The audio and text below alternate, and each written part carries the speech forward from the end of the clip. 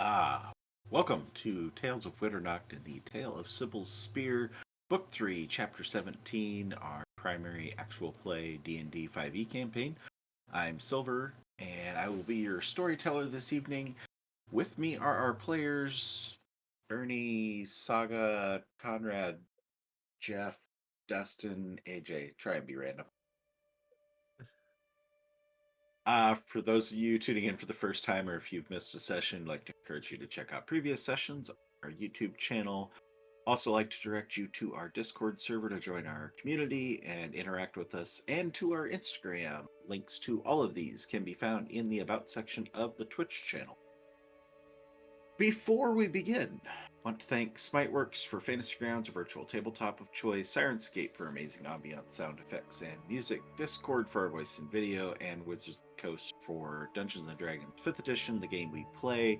Tales of Winternacht is not sponsored by, nor are we an official representative of any of these companies, and the views and statements made during our game do not in any way represent those of the companies.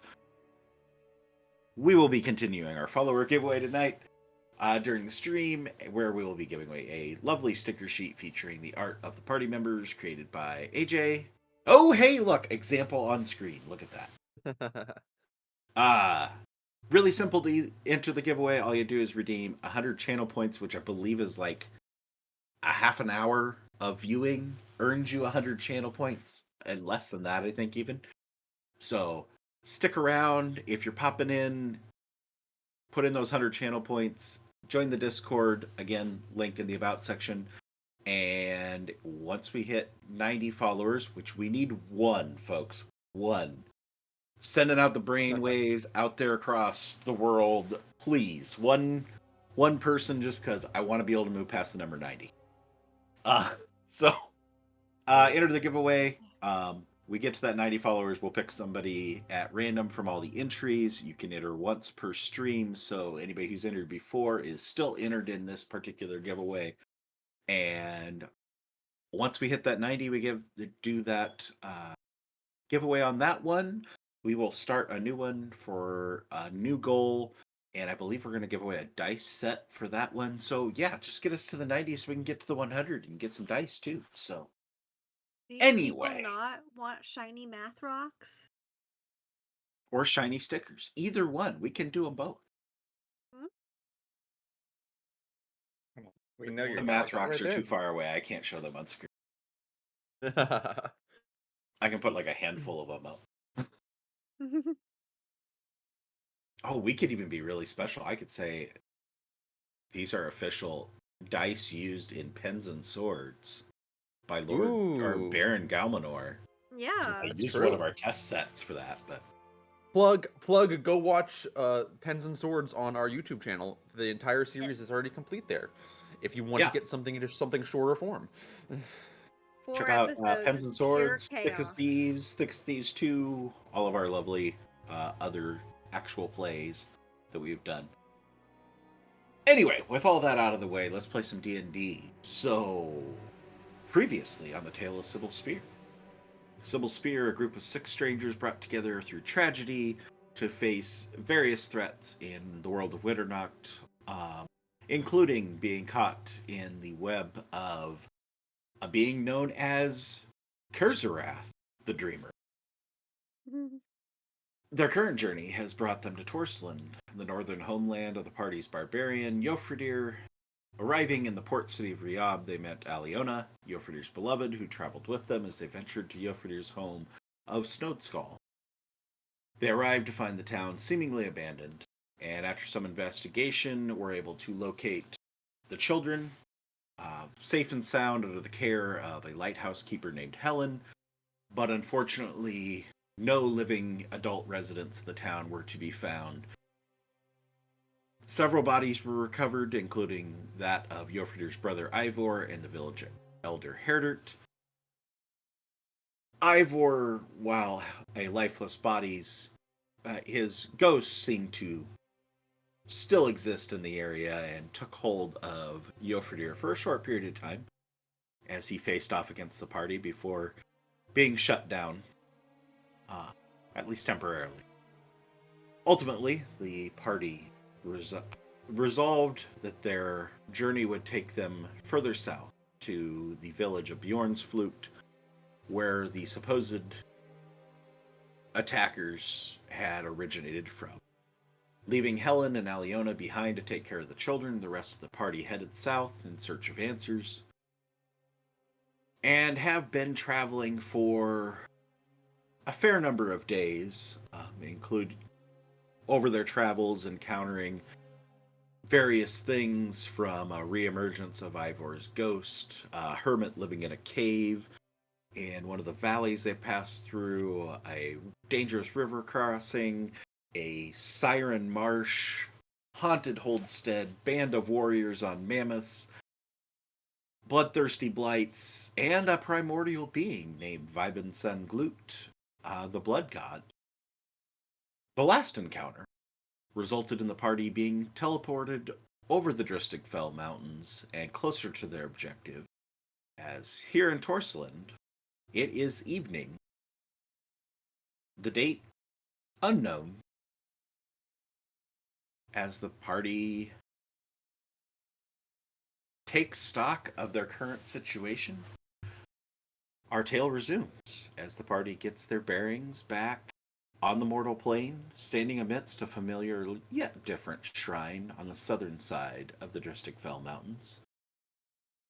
The sun having set beyond the hills to the west, leaving the surroundings clothed in a quickly dying light. What would you like to do?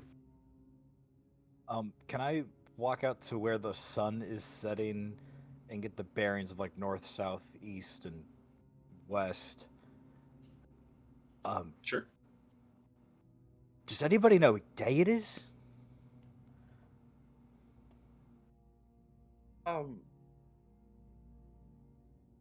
Presumably the same day.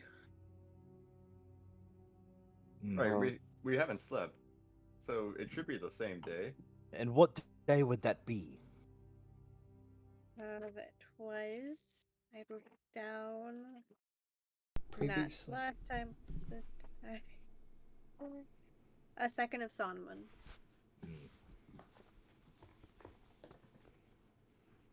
I mean, didn't you guys say you lost a ton of time while you were in the dream? Who's to say this ain't a similar situation? Well, I mean, yes, but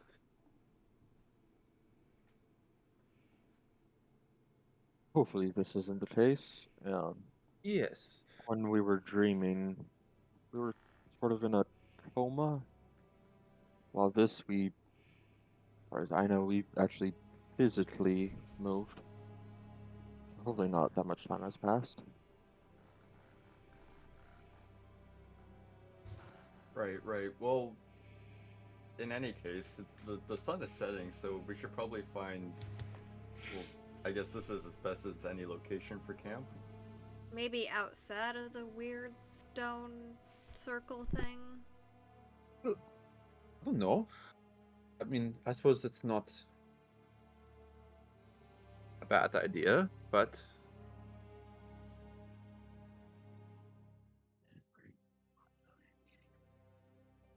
I guess the hope is that it doesn't pull us in twice.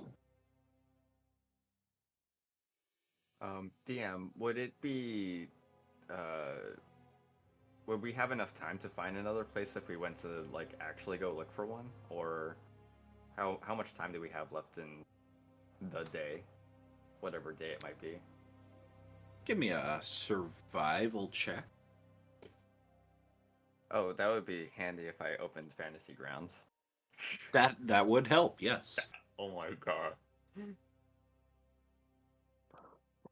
Although I would assume with how dense the trees were around us, there may not be a better spot other than just right outside the stone stuff.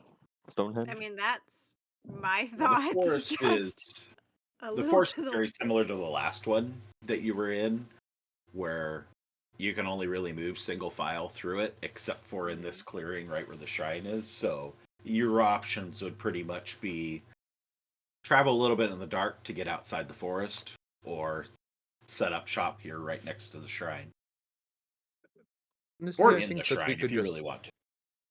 I think we can pretty confidently just set up here, right? Well, I'd definitely be more comfortable just outside of the circle, but I think here's gonna be the better spot to be. Do we Who knows know how long what? it'll take us to get out? Yeah. Do we know what caused us to move in the first place? If we know that, then I mean- guess we would be able to not repeat it. Not really sure. I'm assuming don't bleed onto the benches. Because I did Blood see. God. Yeah. GM. Mhm. Can we see any of the moon yet? No, you have a heavily overcast sky Ah, you that know you where are I was going with getting. that. You're getting a little bit of color as the cloud or as the sun has gotten down below the cloud cover in the west. Mm-hmm. And so you're getting that nice aurora of a sunset that's going on. You don't see direct sunlight anymore, but you also have nothing above, so no moonlight. Okay. Um, Well, Lonan is going to keep an eye out to see if the moon does come out and see what phase it is in compared to what it was in the last night we slept. um, Lonan, do you spot the snorams around? No. Would you? I mean, I think we're on the other side of the mountains. Well, yes, was aware of that, but perhaps the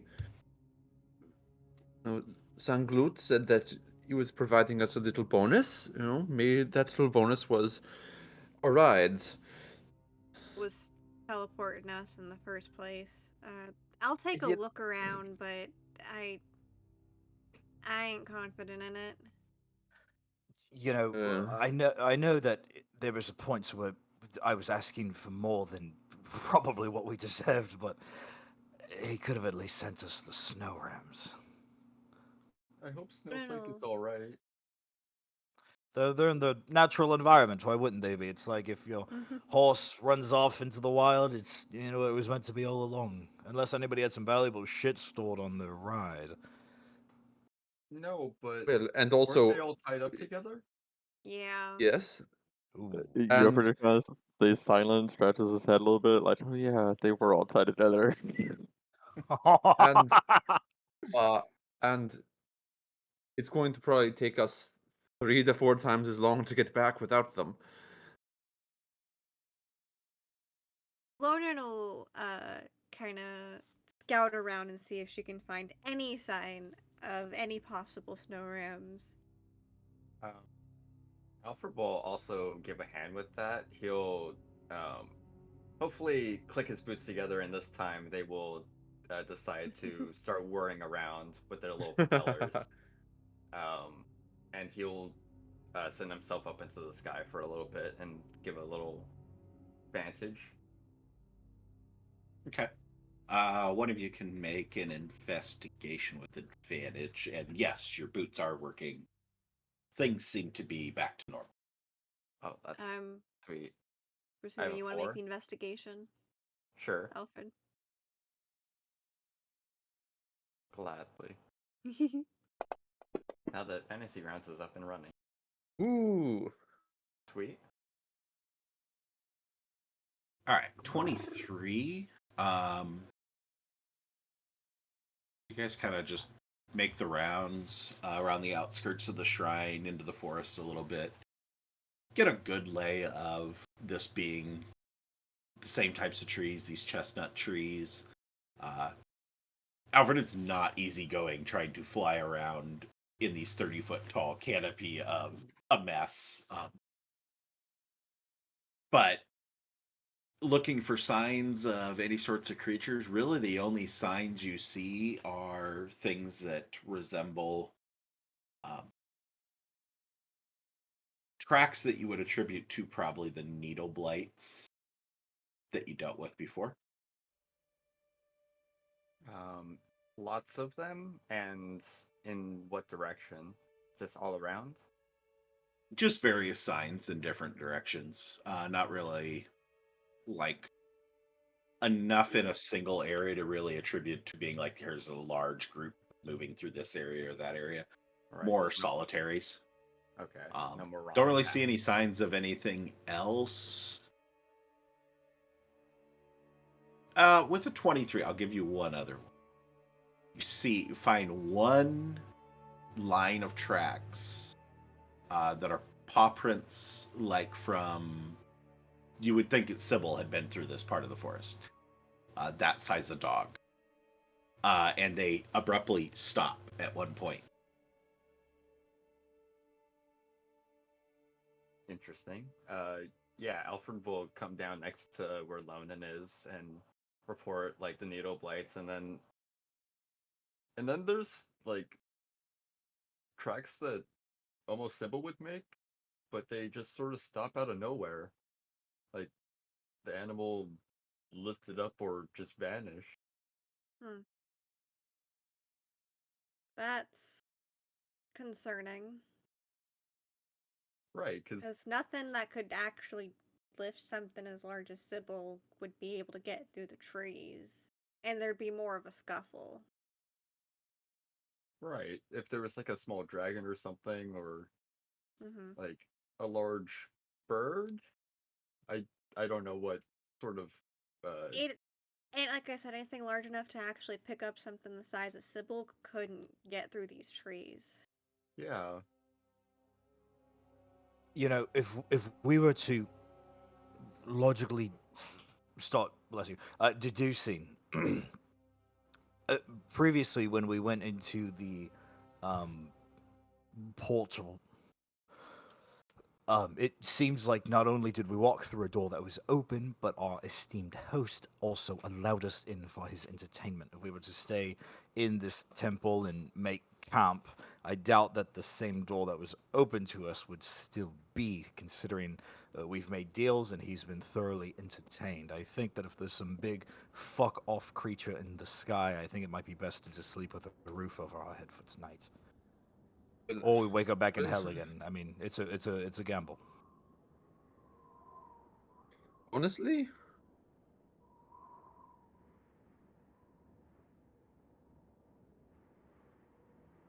wouldn't be the worst thing. We could jump back over to the other side quickly. And lose the fact that we're already on this side of the mountains? Closer to where we're don't trying to know. go? I'm not sure if we're going to. We might end up making the same amount of time if we go back for the snow rams than if we just try to go on foot.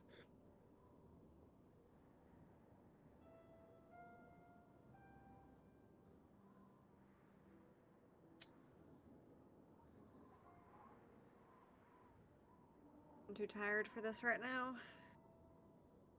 I think we should set up camp, and if there's a way we end up back over the mountain ridge, then we take it, and if not, I think it might be in our best interests to just keep it going. We've already been given a Right. boon here. Let's not, go back on it. Have we? We'll see in the future. Well, Well, we're alive. yeah, it wasn't something that hurt us, so I would call that a boon, a win.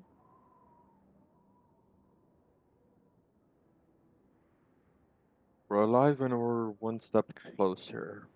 Who knows how long that took, but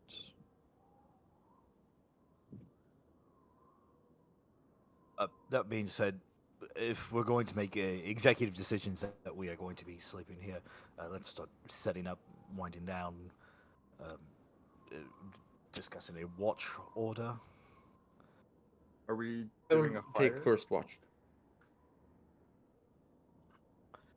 You first watch. A fire would be lovely. My toes are very cold, and I've lost a lot. Maybe a third of all the blood in my body, actually.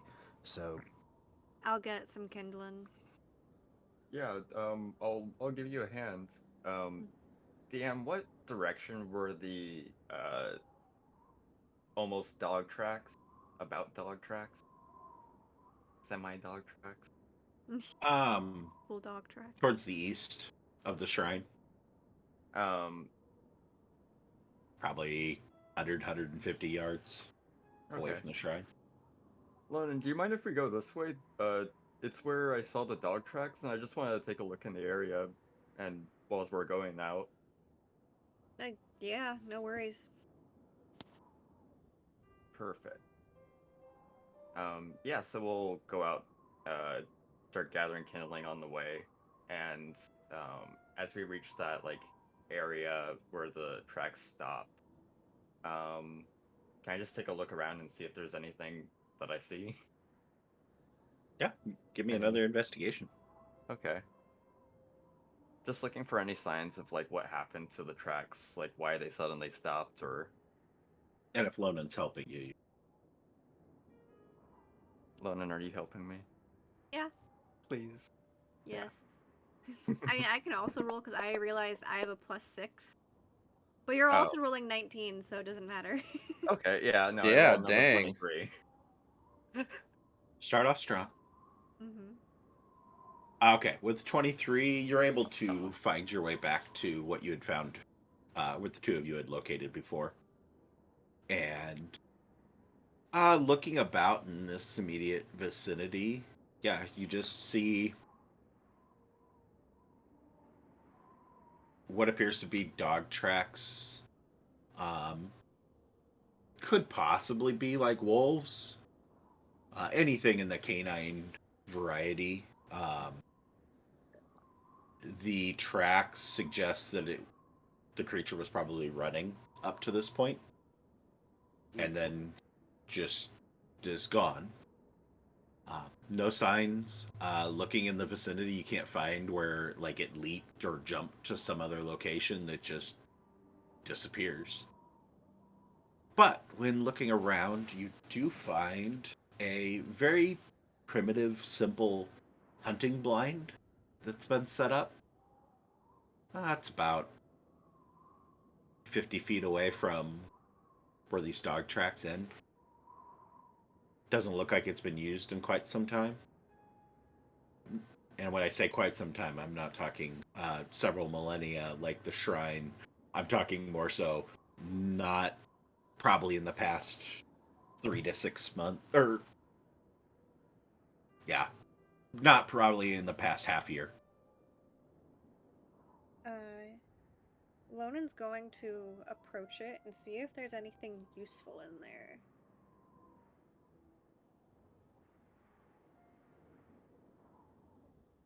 Other than being a makeshift shelter, decent place to kind of get some protection from the elements.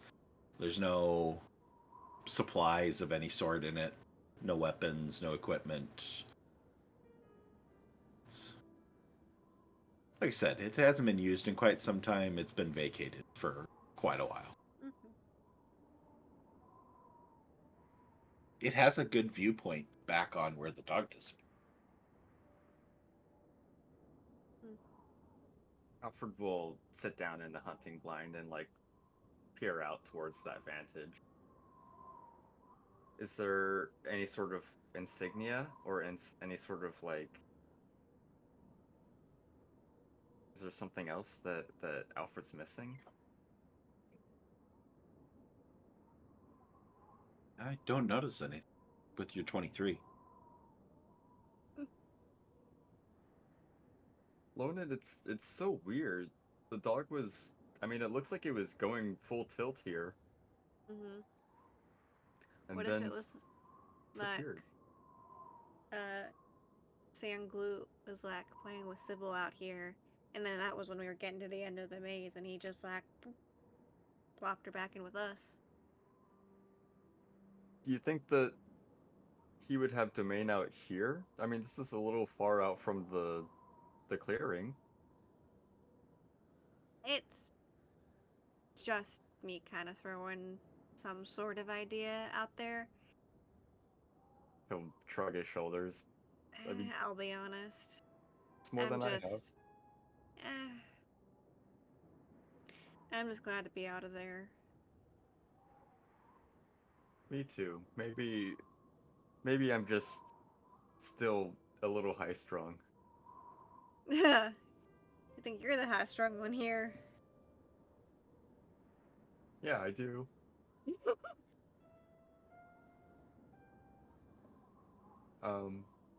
All right. Well, I think we have enough firewood for at least a decent while. You Yeah. want to head back? Yeah, let's go. Speaking of Ernie's lights that were red for a temporary moment there, Mm-hmm. how's Lonan doing? I'll go back to when she said, "You think you're the high-strung one out here?" Um, she's not good. Uh, is it's definitely better now that she's not in the blood realm, essentially, constantly surrounded by the scent. But it's kind of like, well, can we save it for later? Sure. They have a very good metaphor I want to use, and I want to use it when it is poignant. No problem. All right, Is- back is- at camp, or what may be camp, Mhm. with the rest of you, the other four. What are we doing? Other than Salinas has volunteered to be first watch. Gopher would start. It has clearing an area for us all to set up our bedrolls and stuff. Kind of around where whoever was setting up the fire. And yeah. He'd volunteer for setting watch.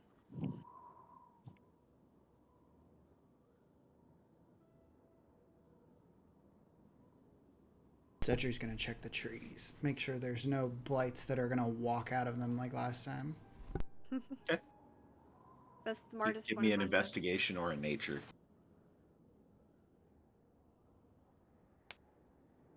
I mean, Alfred did say that there were some around.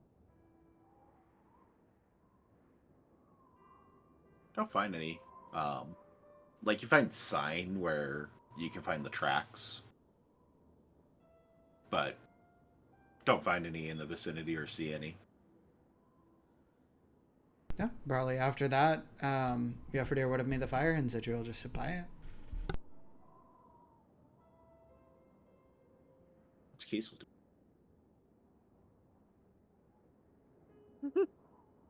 Kiesel has 2 potions of healing where he will sit down next to the fire and drink one of them.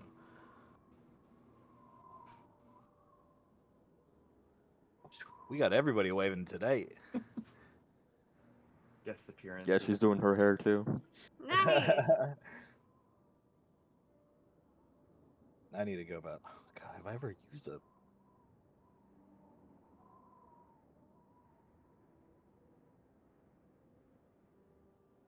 Oh no, I don't know what any of this means. Yes, Kiesel attempts to go through his inventory and drink the healing potion that he has on him.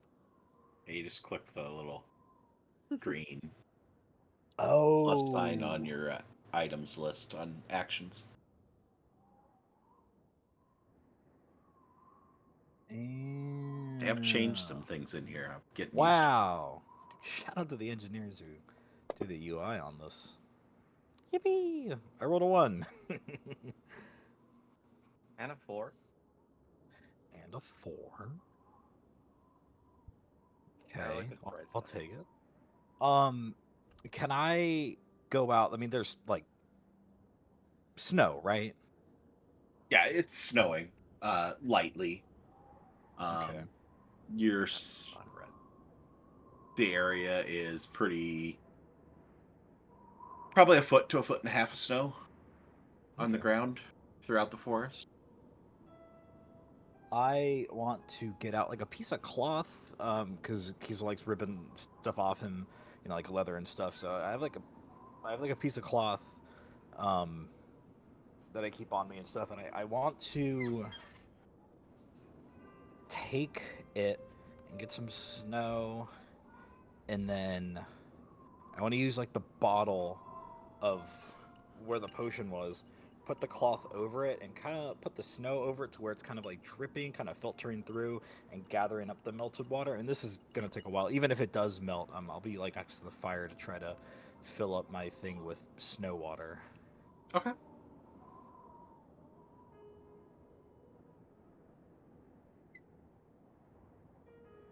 Clean your bottles. As Kiesel makes his homemade Brita filter. Yeah. What's Selena's doing? Selena's just, I guess he's just gonna sit down and cast his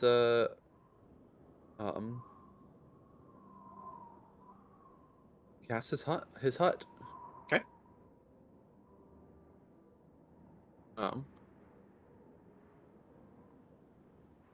If everyone else is distracted, while the wound on his arm is still open, he's going to take a empty potion bottle and fill it with his blood.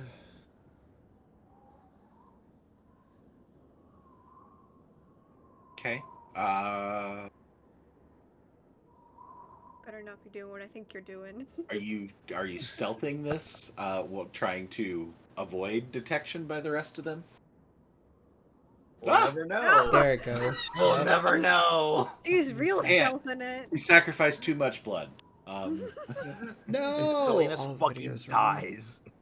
Oh, I can't move the video. Oh my Oh, he's god. back. We're He's back. Cool. What timing. Sorry. No, that was hilarious. I am trying to be stealthy about this. Okay. We joked that you stealth too hard. Or sacrificed too much blood, one or the other. I like to think it's a big stealth roll.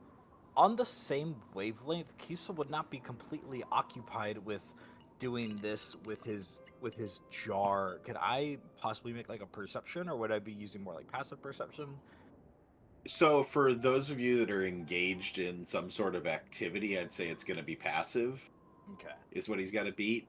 For those of you that are just like literally sitting there at the fire, I'll let you make the call as to how deep in thought or conversation you guys are on whether we're using your Okay. passive or we're using a roll. And then would Lonan and I be coming back to camp at any point? Well, Yes, because I believe everybody was getting around the fire, and you Yeah. guys were bringing the fuel for the fire. So mhm. Yeah. Okay. I mean, I guess we would to be using fair, he probably would have been doing that before the fire had been set up. Yeah, Because he would have had the hut set up pretty quickly. Okay. So while Zedri was checking for tracks and sign of blights, and before Yofridir was getting everybody's bedrolls set out. So I'd say you pretty much would be just Yofridir and Kiesel that were here. Mm-hmm. I'm pretty sure Kiesel's passive is going to hit that, and everybody's passive is going to hit that. I think the only one Yeah, who's that was passive not a gets close great to that roll for is- me. Would Can I? we say that that's kind of happening as Lonan and Alfred are coming back with the firewood? I'd say you'd probably be done by the time you guys got back, because you guys had to go a good ways away, and then Okay. Alfred spent his time. Well, you both had spent time inspecting the blind and whatnot. Mm-hmm. And we're saying this was pretty much towards the beginning, right after you walked away, more so than anything. Okay. But would I notice this move Yes. by Selena's? Kiesel and I- Yofridir, you would both notice. Don't worry. I wanna scoot up next to Selena's. Hey, what the fuck? That's my move. What are you doing? What do what do you mean it's your move? Dude, I'm fucking hemorrhaging blood out here, trying to put it away, and you think you can just cut your hand open, and I got more blood than I can spare. What? Well, you should have said something. Selena's just going to reach over and reach over to Kiesel and cast cast cure Oh, wounds. can I like try to get him to avoid doing that? Can I like? Why do you guys want Lonan to bite you so badly? It's a touch spell, so yeah, you could Yeah. attempt to avoid So it. so if Salinas reaches over to try to touch you, you can recoil from him. Yeah, no, I recoil. Okay. But She's jonesing like she's not been in a pub for like 3 years, and I'm trying to do some disinfecting on this potion so we can maybe give her something to hold over. Am I on the same wavelength as you? no, I don't think so. Oh, wait, what were you doing? I was going to give my blood to Lonan since I'm leaking it so much. What were you doing? So I was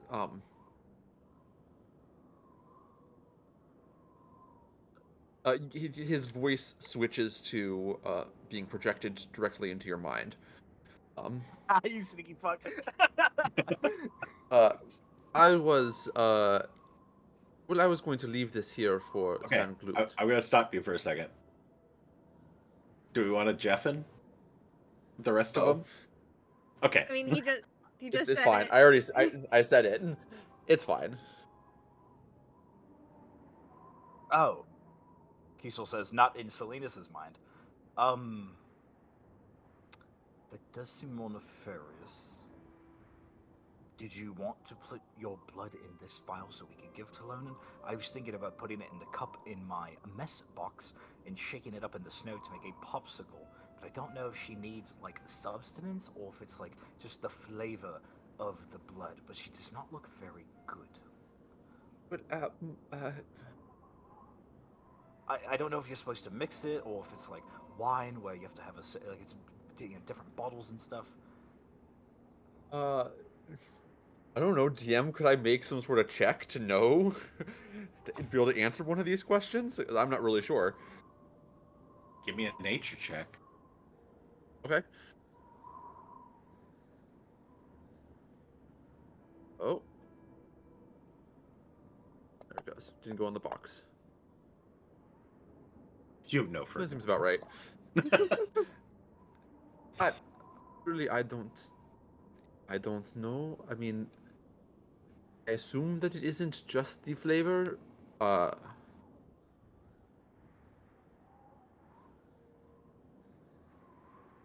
Yeah, no, I don't know. I was just trying to do something very friendly, but I feel like this could also be like a time bomb. Either she doesn't get enough or she gets too much. Like, if you want to save some, you should do that, but I think you should perhaps ask her about it and not just hand her a cup of blood. No. I was going to find like a stick or something and then use the blood, use the cup in the snow, and then once it's hardened, kind of roll it around in the snow. It's like a popsicle. Sure. What is Still, popsicle?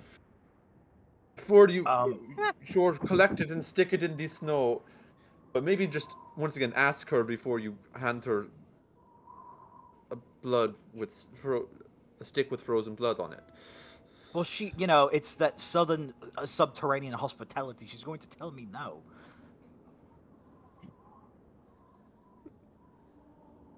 I don't know.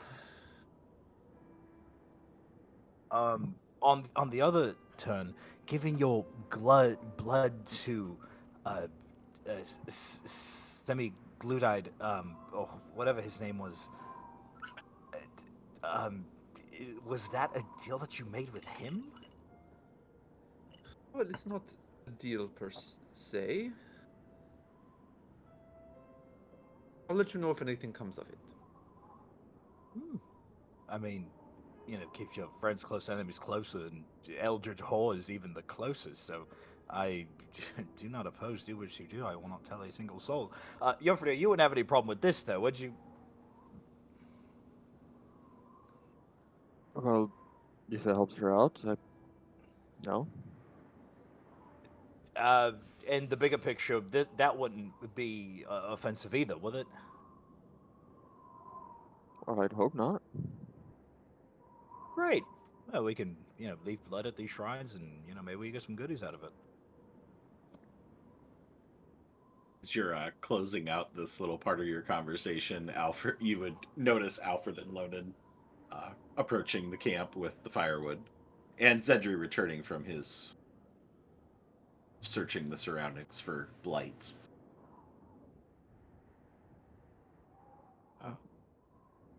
Yeah, Alfred would start putting down the firewood. Would he notice like this blood transfusion happening, or is it you said it was finished?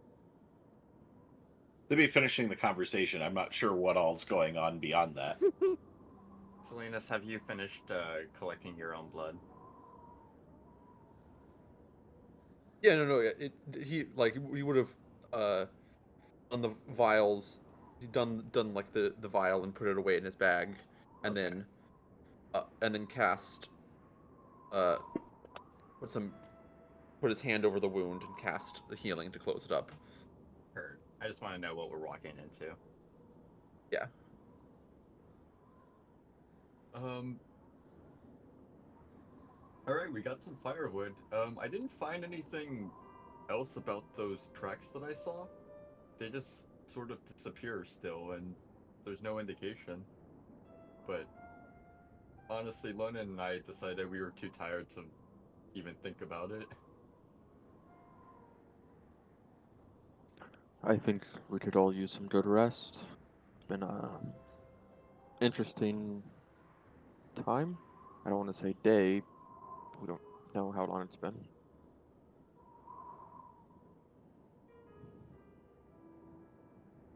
I mean, it'll certainly be a story for the books. Seem to have made many of those. What's the watch order for tonight? Excellent question.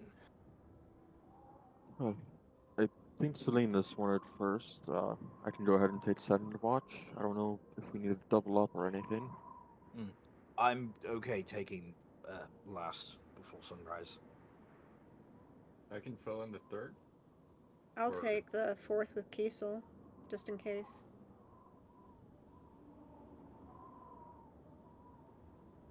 Cedri, do you want to sleep tonight?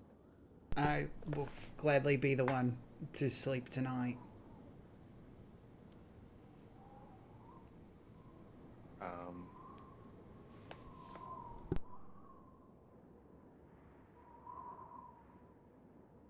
Yeah, okay, Alfred will go ahead and set up the fire, and then afterwards, he'll go ahead and take Cybil for a walk.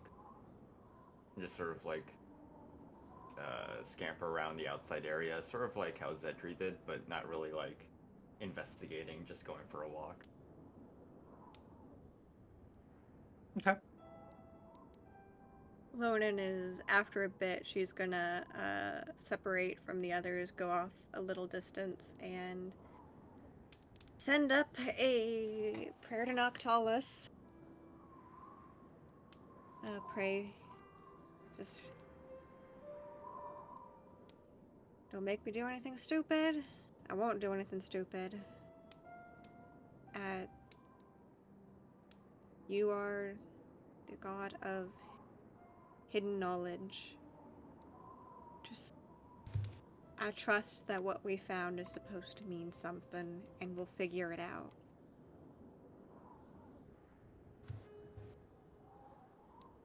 Thank you.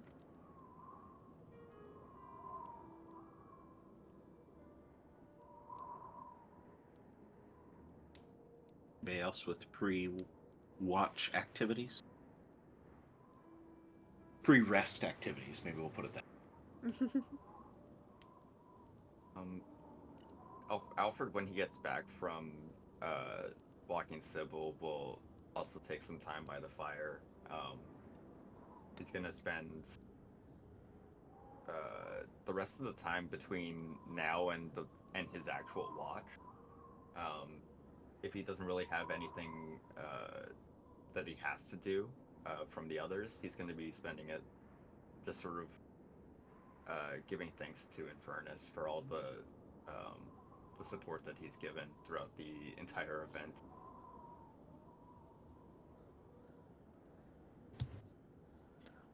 Yoforder probably wouldn't fall asleep until his watch, or until after his watch, so he'll probably be awake throughout the first watch. He'd probably just be sitting by the fire, munching on some of the jerky that he got from Selena's a while back, or whatever's left of it. So I will note that like the watch setup that we typically use is built around an 8-hour cycle of you need 6 hours of rest and there's 2 hours of watch. So Zedri's the only one who actually could be up during somebody else's watch and still get a full long rest. Unless you guys want to stretch it longer, then you could obviously do that. You guys could take a longer break. Yoforder's mind is a little bit distracted. He'd be munching on the jerky, and his other hand would probably be fiddling with a dagger.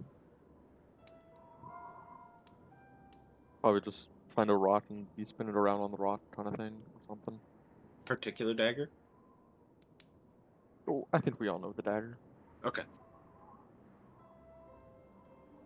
I don't want to jump to conclusions.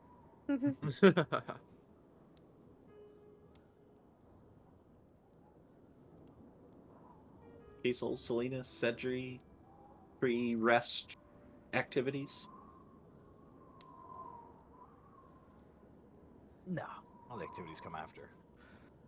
Cedric do some sketches in his notebook, but that's about it. He'll give his prayers to the dirt to go ahead and swap some spells over the course of the evening, since he's going to be sleeping the entirety of the time. And then he'll also offer a prayer to Inverness into the fire, since one of the few constants that we've had here in the very tumultuous time in Torsland. Nice little vacation.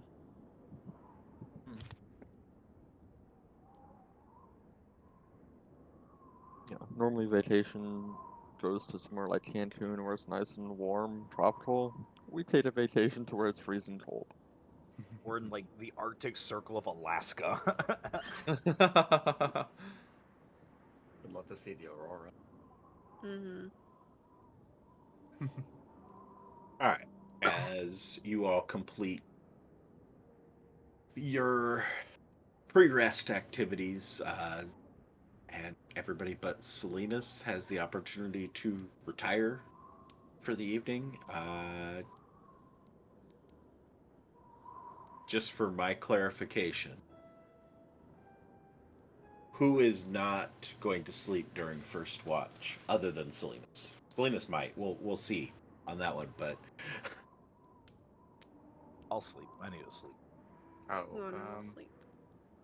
if Alfred is praying, would that still be considered like nighttime activities? Because it's not necessarily a. So the 6-hour thing is the amount of actual the sleep part that has to happen. Oh, right. It's not like the short rest where it's just like not doing activities. It's you have to actually sleep to get the long rest. You're so right. you have plenty of evening that you guys could just chill out and do activities before actually turning in, because that's only an 8-hour cycle, and you guys have at a minimum 10 hours between sunset and sunrise. So Yeah. Yeah, with that in mind, Yoforder probably would fall asleep at some point. okay. Yeah, Alfred would not impose himself through his prayer, I think, at least tonight. All right. I think he's already too tired to press himself.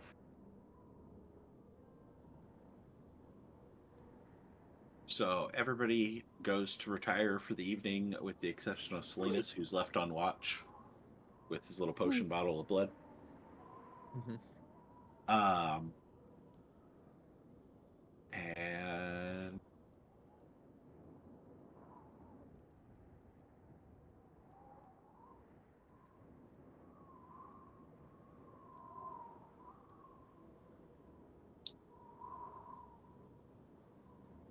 Lonan. Yes.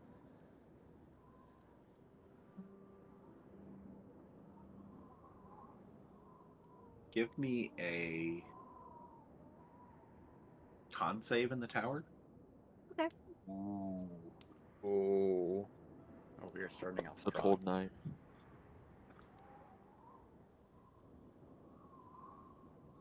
Okay. All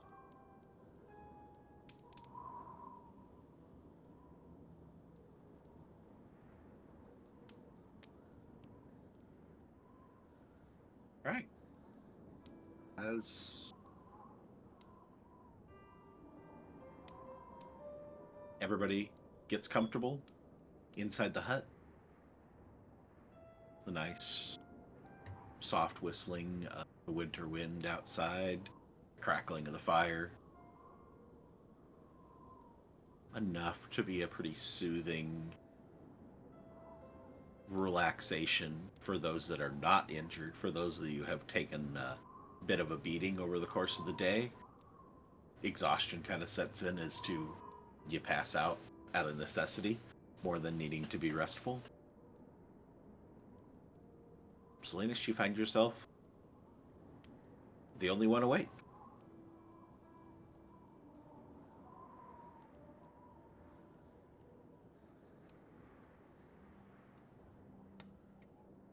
Give me a perception check for your watch.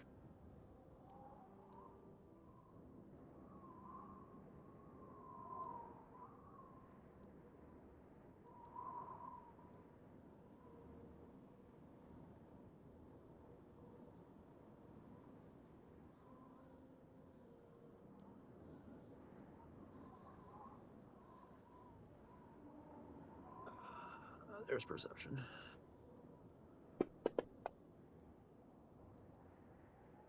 Cool. Could be worse. Things are pretty quiet. There's the whistling of the wind. But don't notice any movement beyond flurries of snow. And very peaceful evening.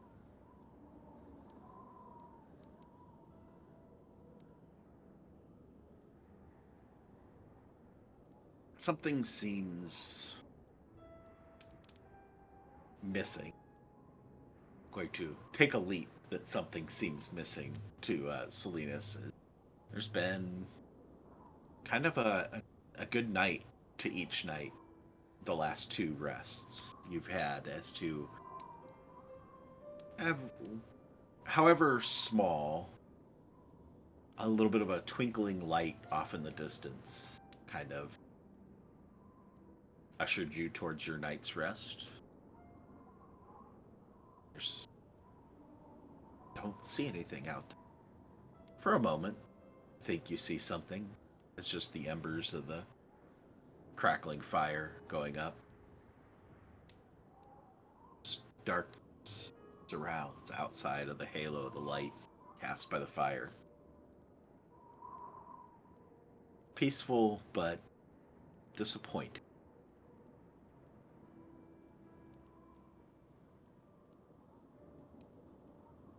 Anything in particular you're wanting to do during your time of solitude?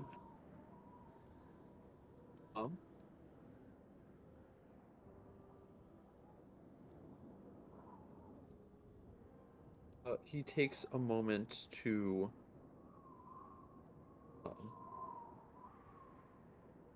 makes a very small strip of paper, tearing off a little piece, and writes down a little note that he rolls up and pushes into the bottle before recorking it.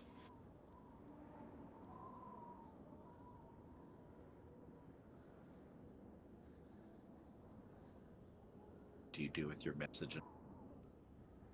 Hmm? What do you do with your message in a bottle? It's gonna have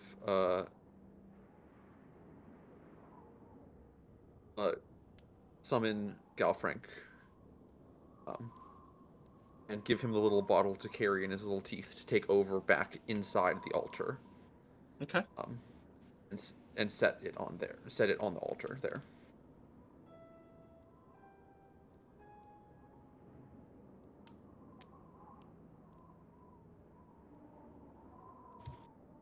right, you can send that to me as a DM. What Yes. you're sending? You send Galfrank off. Galfrank doing its best to leap through the snowbanks. Up, tail, and then disappears.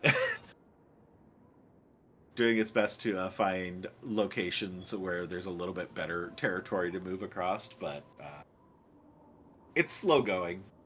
But eventually, Galfrank returns, minus a bottle.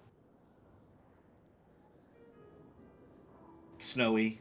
A little bit, you get a little bit of attitude. You get some of that cat attitude coming back as Galfrank starts cleaning himself in front of the fire.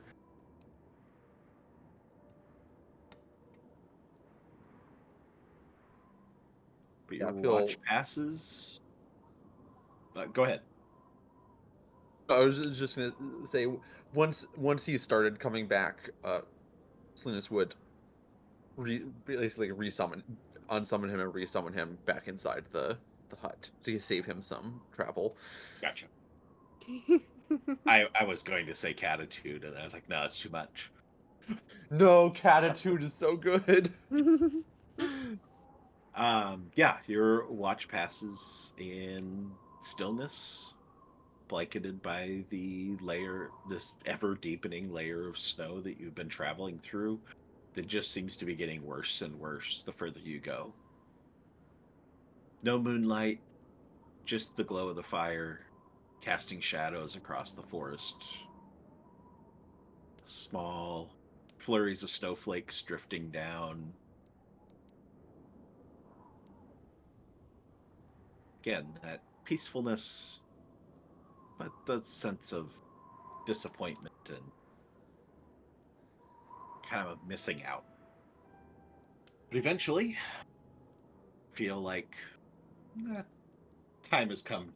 It's swap. Yofredir is next on the watch list.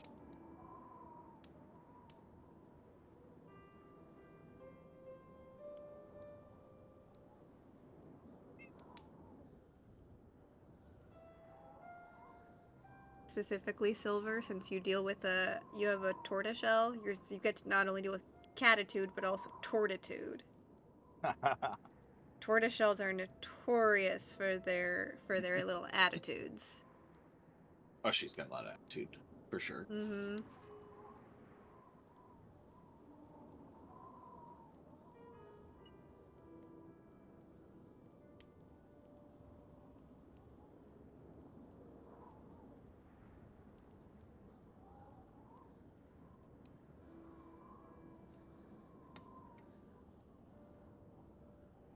All right, Salinas, pass the watch to Yofredir. Yep. Yeah. Walks over and gently wakes Yofredir. Probably wouldn't be very hard. He probably wouldn't have completely settled into his bedroll. He probably would have fallen asleep halfway through a piece of beef jerky.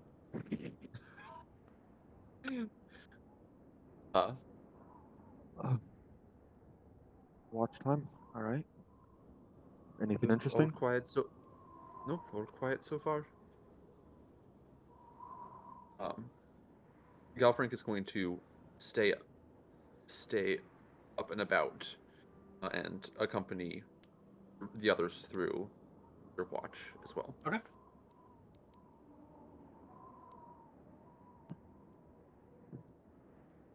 All right, Yeah. Yofredir would option. get up and stretch and probably start off making some rounds around the hut. Oh yeah, that's a good one. Ooh, he got a full night's sleep. A whole 2 hours. Yeah. Well rested and ready to go. It's that whole you didn't lose any hit points in that entire encounter. The guy with the most took the least, so. All right. as you take up your watch. Similar condition, overcast skies, preventing any moonlight. Your lack of dark vision makes keeping watch a bit tricky, as you're limited to the dancing shadows and the small halo of light coming out from the campfire. However, your watch proceeds. Peaceful silence. Snowfall continues undiminished. Doesn't seem to be getting more or less, just steady. Adds to the ever thickening blanket of white on the forest floor.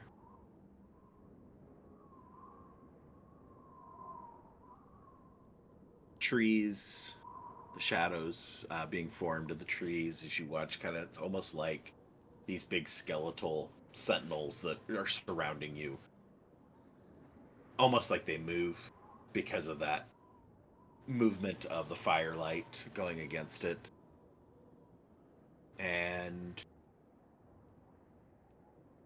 things stay quiet.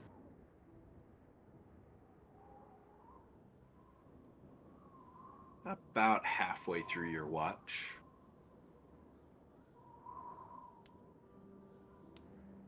eyes feeling a little bit heavy, but you being 100% alert with a 25 and your nat 20 perception. Just get that sense that you need to turn and look. You look off to your right, and Ivor's sitting there next to the fire. Similar pose, similar station as yourself. Noticing you looking at him, he just gives a subtle nod as he stares at the fire. Doesn't say a word.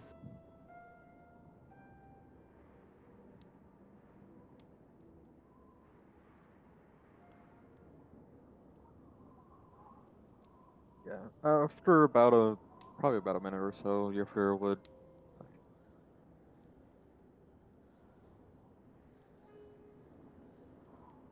Do you think the others are okay?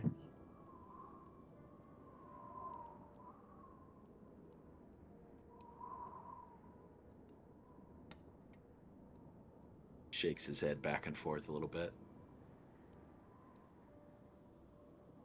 Don't know. Take a lot to take down. We've always seemed to bite off a bit more than we can chew. Hopefully, this isn't the case.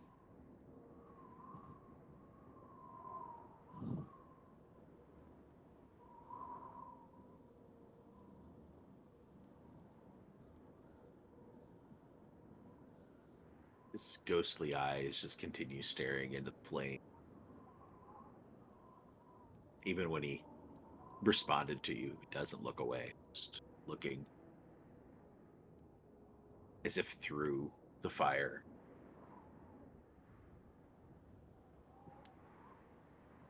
And although it shouldn't be there, you almost see the reflection of the fire going in his eyes. He stands up, starts walking off into the darkness.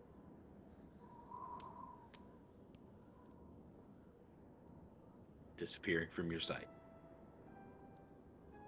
I'll kind of watch as he walks away, and once he's out of sight, he'll try to just staring at the dagger in his hands. He'd probably be just holding it, just observing it.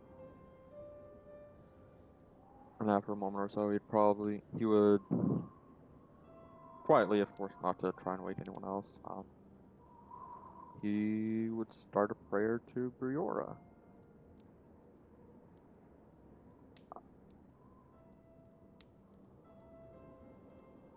Lady Briora, it has been time. It's been some time. You have always watched over me and my people in the past. My mother, especially, being very close. She always wanted the best for all of us. If they are all still around, I do hope that you watch over them until we can make it.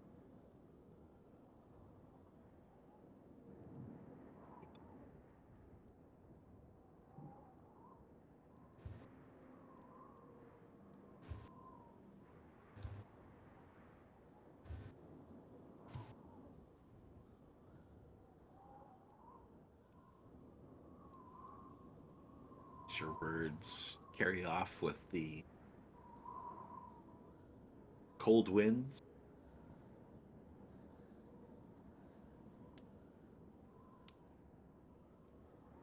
Time of your watch starts to draw to a close.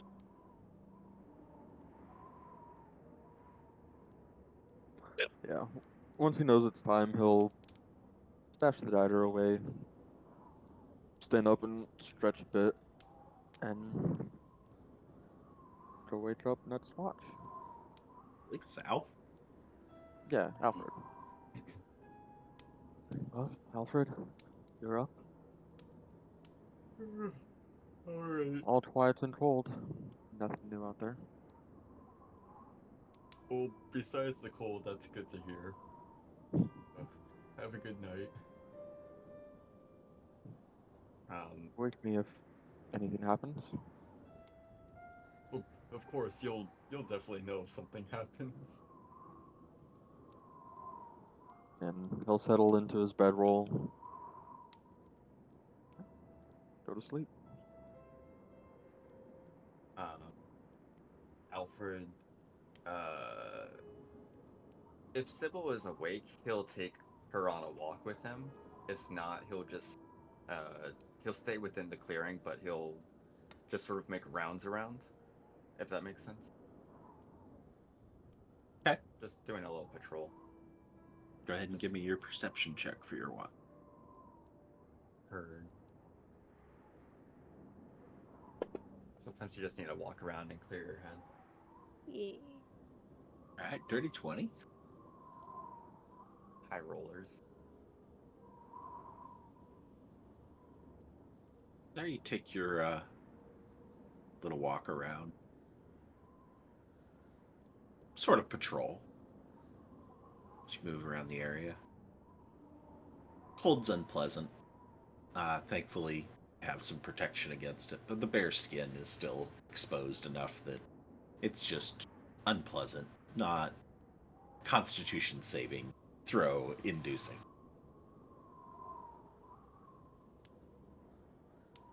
Keeping your watch, taking your walk. Cybil's in good spirits. Has kind of maintained that attitude ever since spending time with her new friend, the Blood God.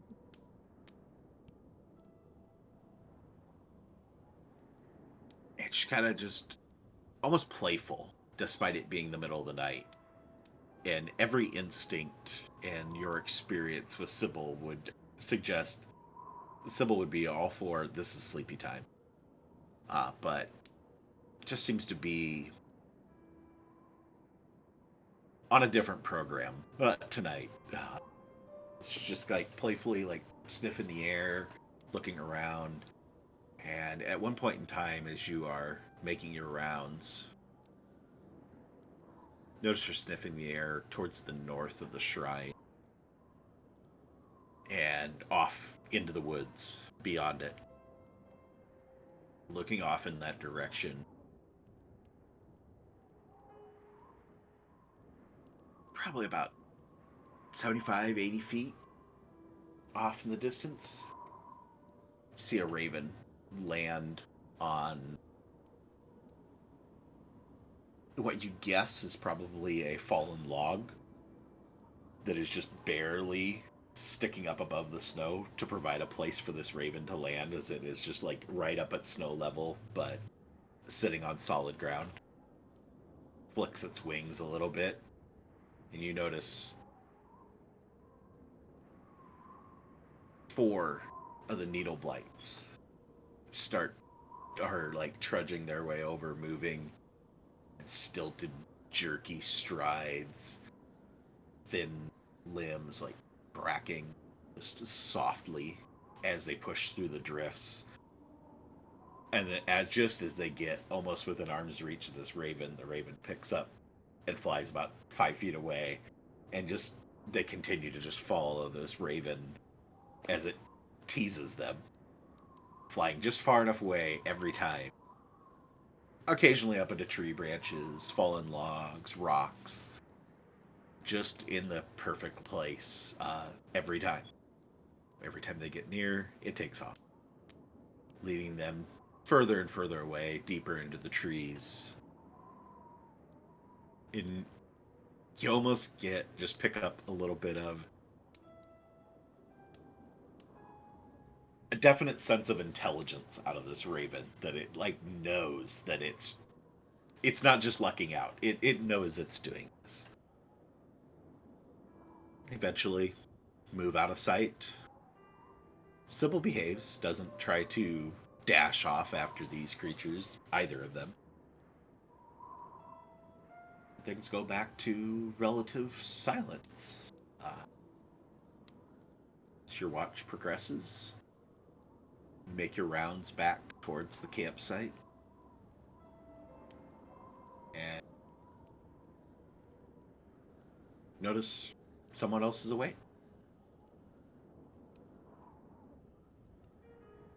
Who's away? Lonan is kicked off her bedroll and is just kind of like sitting there, face in hands.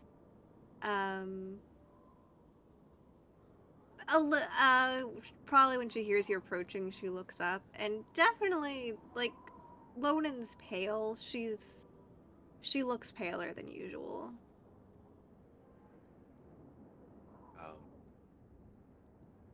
Yeah, Alfred will sort of see her sitting down there, and he'll sit down next to her and just sit there for a second, and then turn his head. Lonan, are you all right? Everything all right? You look like the snow. Thanks for that. No, nope, ain't alright. It's, if the chaos of traveling to another plane of existence wasn't enough, not only was it made of blood, that's it. It was made of blood. And it's like, for an entire year, you eat nothing but like a thin broth. That's all you can eat. It's like it sustains you, keeps you alive, but it's And then suddenly, someone puts just the grandest feast in front of you with turkey and gravy and vegetables and soup, good soup, and you're staring at it and you can't eat it.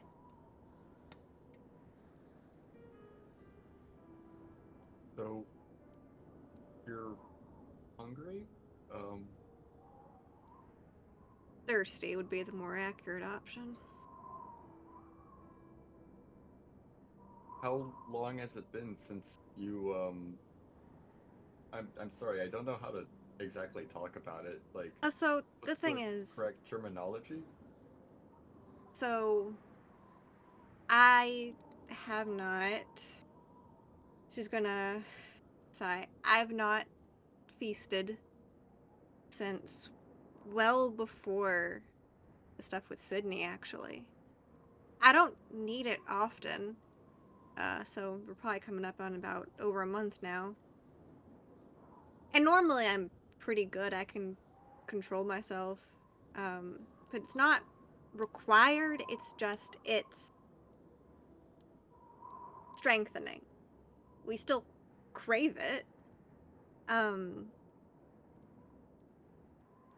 So it's been at least over a month. And normally I could honestly go a bit longer, but that's like, I mean, it's like I said. Ford will sort of like have his hands and like he's working his thumbs as he sit next to Lonan. I don't know. I don't know if this is overstepping, but would you like to feast on me? I I don't know how much you need, but I mean if it makes your life easier and I don't know, Uh,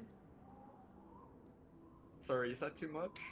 no, you're good. It's just I didn't want to because it does hurt. Like gonna I'm not gonna sugarcoat it. There's a reason why I haven't asked y'all yet. It hurts. It hurts the other races more than it does other vampires. Well, I don't And see another vampire around here.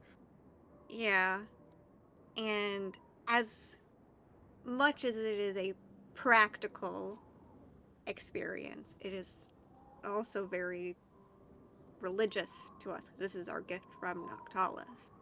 You guys get your fire, we get our thirst. See. So it felt weird to ask you or Zedri, because you guys are both, and Salinas, I guess, because you're ties to your gods.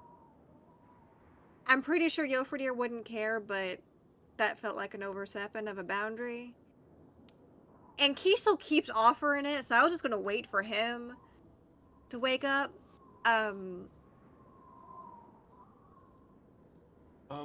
But Well, if I you're mean, okay with it, yeah, I appreciate you, um, keeping mind of our ties, but I mean, we serve all the gods. It's not as if I am against Noctalis.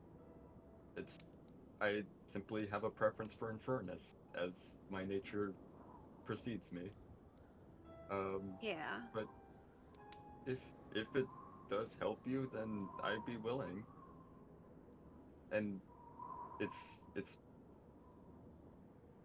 it's funny to think about. It's only been a month since we've met you, but you've you've become important to me. And we've gone through a lot together in this short time. Yeah. No, it's insane. That's our life. Yeah, ain't that the truth? Welcome. I mean, if you're sure. Yeah, is there something I need to do, or Just give me your wrist. Alfred will give out both his wrists? Dealer's Yes. choice. Yeah, she'll take whichever one is closest to her, pull it over, and send up a admittedly silent but prayer to Noctalis of thanks and of honoring him and the gifts that he has given his patron race. And she's gonna bite. So it does say a melee attack against the target. Do I still have to roll it, or No, it's an automatic okay? success. So The Right. crit. Yeah. So we take one one. piercing and 1d6 necrotic. Yep. I thought Roll it was the gonna be like d6 a fuck correct. ton of damage. I was waiting for like 36 damage or some shit like that. That would be funny. Really and discourage you. your hit point maximum is reduced by an amount equal to the necrotic damage taken until you finish a long rest. Okay. Which, since we're in the middle of one, I would say it will be until the next full long rest. So Right. Yeah. you'll I have 4 can't- less hit points. Yeah.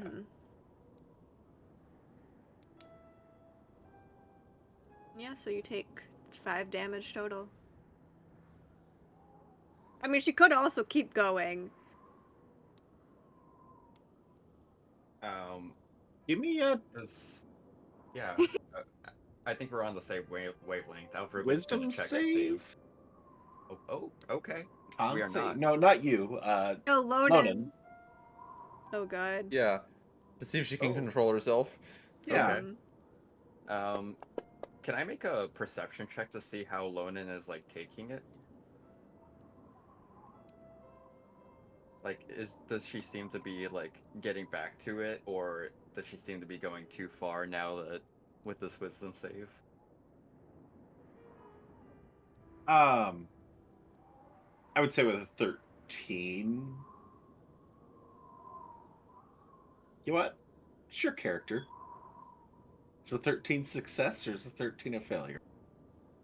I would say, based on our conversation before session last time, a 13 would just barely be a success. Alright.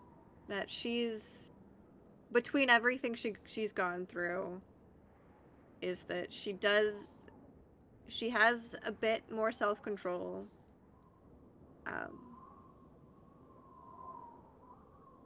So then the second question is, she can control herself, she can control but herself. does she stop?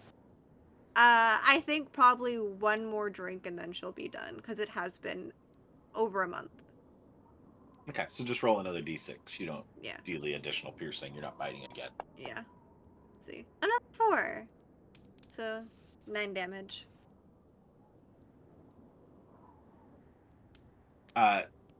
Alfred, you can... Yeah, you can give me a perception. Perfect.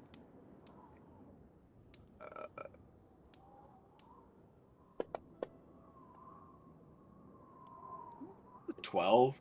You notice some more color coming into her face. She seems to be gaining more of her regular self before she stops. Yeah, and she'll pretty quickly, like, as soon as she, like, pulls away, she'll, cast...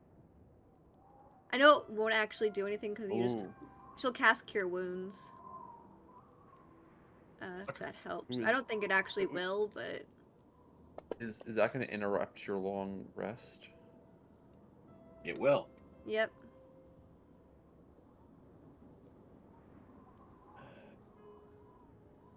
Be rude not to. You have to. Alfred, what are your surface thoughts? Doesn't he have the mind shielding? Or Doesn't matter here. No, yeah, because you're going straight to the source. Ooh. On tap. You bite his temple. Yeah. Alfred's surface thoughts would, you would get a lot about, okay, good, she's regaining some color. It's a wonderful time. Everything is going well. The party seems to be in a decent spot. And nobody knows. Did Alfred turn into Salinas? Oh, it seemed too positive. Lonan, like, I think as soon as, like, she kind of pulls away, she has her mouth covered and casts the Cure Wounds, like I said. And as she's wiping away blood, she hears the nobody knows, and just she's like, nobody knows what. Alfred will be taken aback a little. You might see, he'll try and hide it a bit, but I think the shock will get to him. You'll see a little bit of a surprise. No, what? Are you? I'm sorry? I'm sorry, I thought I warned y'all previously. When I feed, I can hear what you're thinking. Slightly, it's just the surface thoughts. I honestly don't know. I guess I was just letting my mind wander. Insight check. Alright, roll persuasion or deception in the tower. And insight, you can just do open roll. Mm-hmm. Ooh, I did not do good. My tower's hidden. 1 second. You don't have to roll that good to beat hers right now, so. Briar's Band asks, where's Cybil? We gotta wear Cybil from Briar's? We've been going on this shit too long. Where's the dog? Watching Cybil expectantly. Yeah. As what is going on? Frank sitting on top of Cybil, also watching. Why are you biting my dad?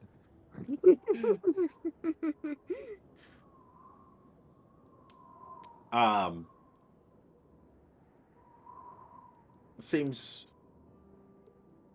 honest, London.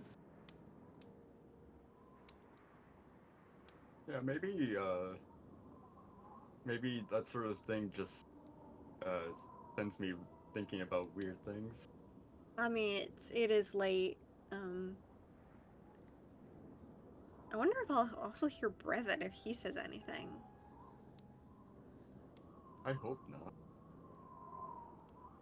I mean, I don't want him that close. that's fair.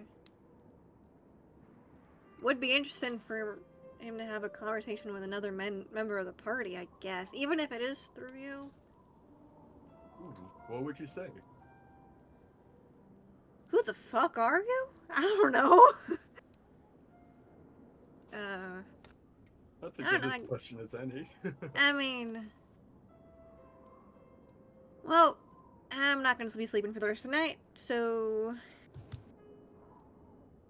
And you'd probably also notice, like, her eyes are dilated. What we'll say is this little conversation's going on. Like, Cybil nuzzles up against your hand for a moment, Alfred, the opposite wrist that wasn't taken. Mm-hmm. And she goes and just, like, play bite. No. He'll, like, ball up his fist, knowing how a dog is, and turn away from Lonan for a second. No, please. That's not what we're doing now. Please. Sybil. It's Cybil just gives a confused look and then lays down. actually funny because that'll happen with a lot of young vampires before their bangs come in. Oh, really? They'll practice biting.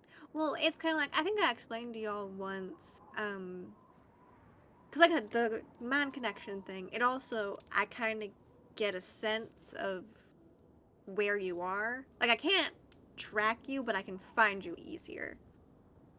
When we're really little, if we go out in public with our parents, she'll undo her own bracer and pull out her wrist, and you'll see it's very old at this point, but on her wrist is 2 very small scars, very similar to the ones she just gave you. It just helps our parents keep track of us when we're little.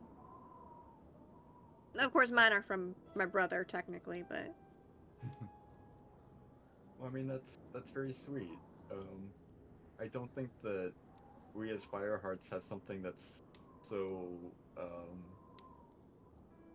close to our own, I guess. very, very sweet.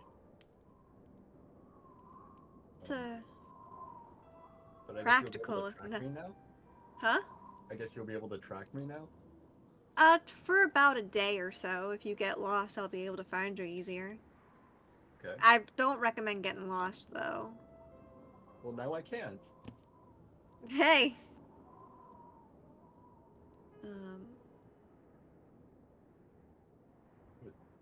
You're not gonna sleep the rest of the night? A little wired, I'll be honest. Okay. Is that an effect from it? I mean, yeah, Okay. energizes. I'm sorry, I'm quite ignorant on all this. No, you're good. I'm not used to it. Well, I wouldn't say that. I have explained it all before. It's just been a number of years Alright. at this point. Well, I appreciate you explaining a bit to me at least. Oh, feel free to ask any questions. My explanation may not be the best, but it's just for us. This is how it is. Like, y'all have your horns and your fire. We have our fangs and our desire to drink the life force of other people.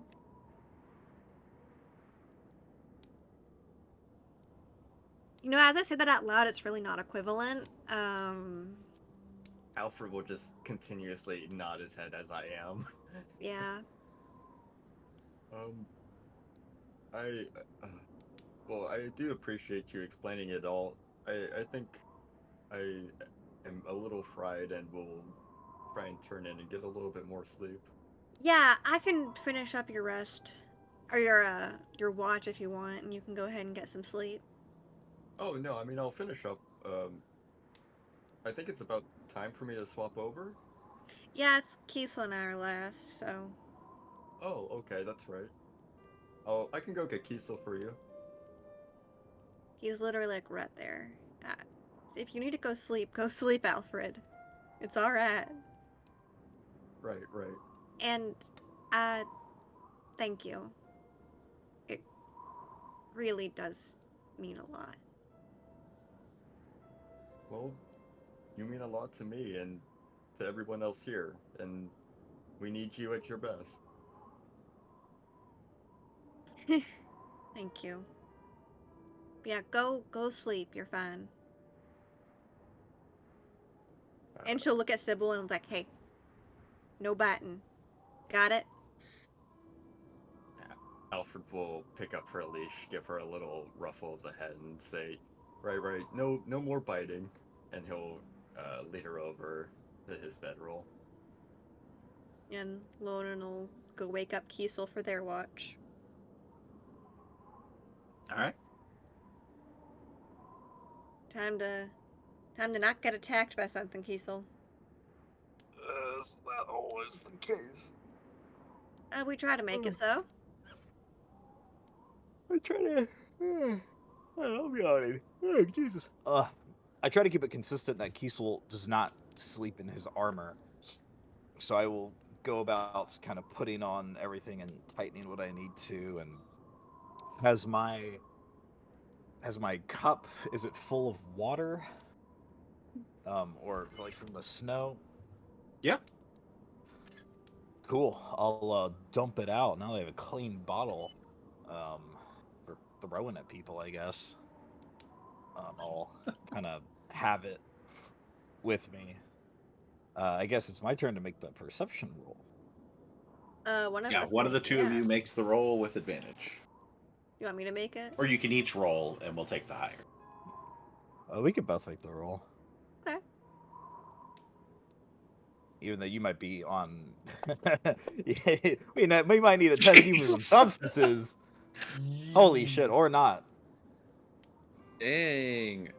It is triple my score. I gotta screenshot this. Hold up. God. Lonan's perception rolls. Holy shit. Yes, you can roll. What do you see? Yes. Yes. Nicholas, what do you see with your elven eyes? Everything.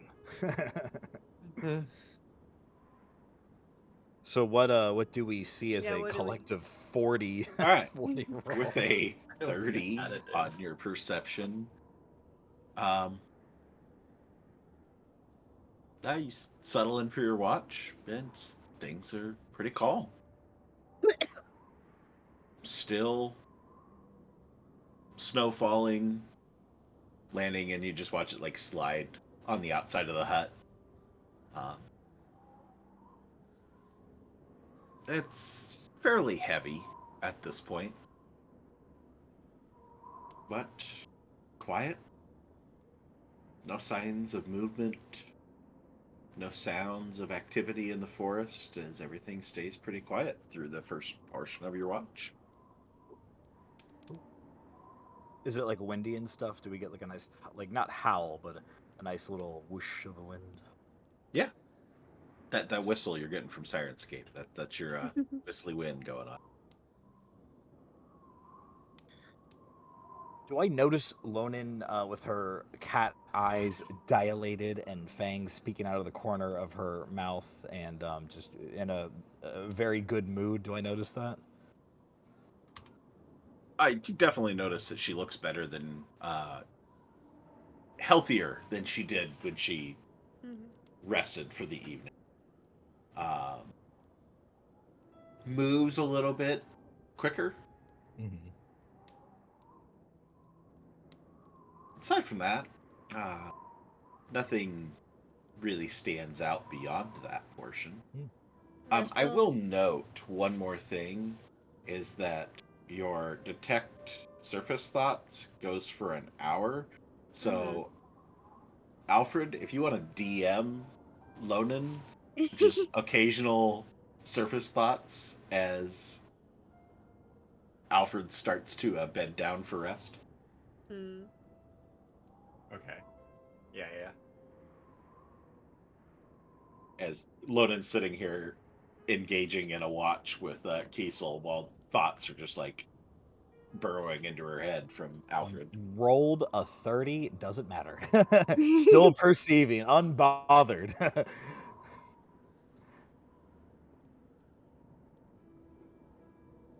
Full team effort going on over there, Alfred. Yeah. It's also a hair dyeing stream, I suppose. Yeah. For Jeff. We Very can only go in simple. multiple channels. Exactly.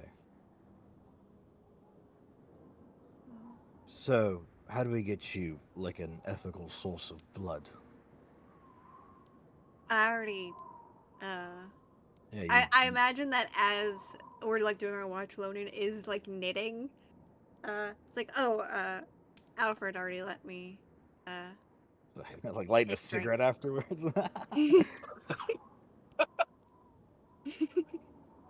Yeah, no, I figured you look better, more normal. But how do we keep this a consistent? Don't throw me in a realm that is literally made of blood after I haven't feasted for like over a month. No, but no, I don't be like that. What I'm asking is, how do we not get you to the point? I mean, do we just throw our enemies at you and have you go at it, or what do we? Gods, no! It's. She'll put it down and she'll look at him. Good gods. Alright. Okay, I'll explain to you what I explained to him. Is I don't need to drink that often. Like I said, I'd gone since before I dealt with Sydney. Was the last time I had any blood. Well before it, actually. And he drained me of a lot of it, apparently, in hindsight. I didn't need to drink after that. I can control my hunger, my thirst. But when I haven't drank in over a month, and then I get thrown into a realm literally made of blood, my senses are gonna go a little haywire. No, but If I need to feast, I'll tell somebody. but Is there like a store run by vampires that you can get? Are there like blood sommeliers that we can get to, flavors, or is this just, hey, if I need to, we can, and Keith will hold up the bottle. We can fill this bad boy up and keep it on the side here if need be. our feasting is not just a practical thing. It is part of our gift from Noctalis. We're supposed to take it from the source. Mm. Um, So if we get like a big jungle juice of different types of blood types and put it into a jar for you to drink, that wouldn't work, is what you're saying. no. Okay, duly noted. I know some temples of Noctalis allow, if vampires come through needing to feast, they can find someone there pretty easily. She's gonna kind of like she's gonna kind of be blushing at this point. Blood Said rush through her. yeah, if anyone's all right with it, like I can feast from them. It's like yeah. You And said as she's talking, she's gonna kind of keep glancing over at Alfred until he finally falls asleep. you said weeks ago that you can easily track people with it. Mm-hmm. There might be a time that I might ask that of you. I can Not also read your mind a little bit, just surface thoughts. well, how far does the tracking go? Is it just a few miles, or is it this some sort of short range? How far does the tracking go? Silver? Like child at a Kroger's, like out the door you're gone, or are we talking like a country mile? There is no distance.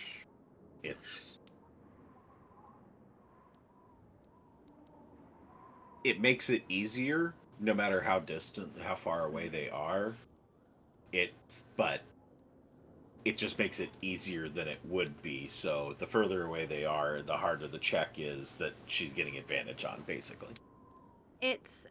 Think about it is, no matter the parameters for about the next day or so, I will have a bit of an easier time tracking the individual who I just drank from. Like, if Alfred were to go missing, I'd have an easier time finding him.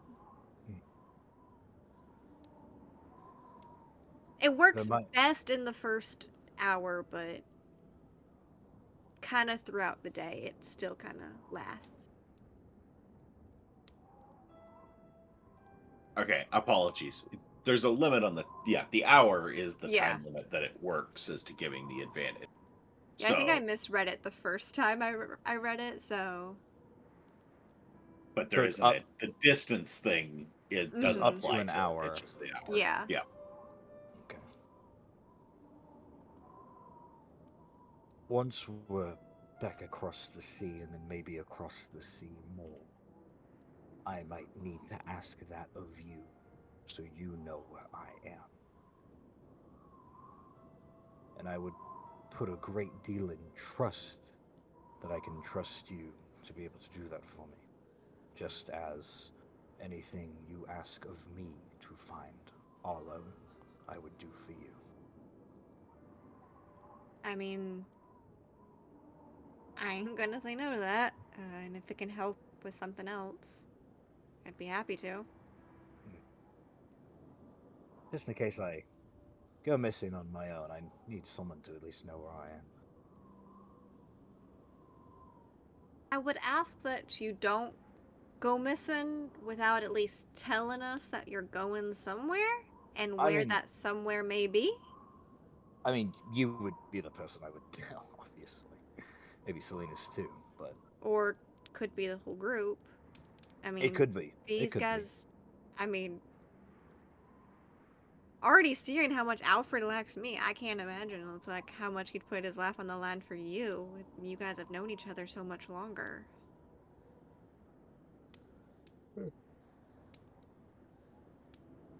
Well, considering you're the only one with like innate tracking, that's why I would ask of you to do that. You're avoiding what I'm talking about. I don't think I am. I think you are.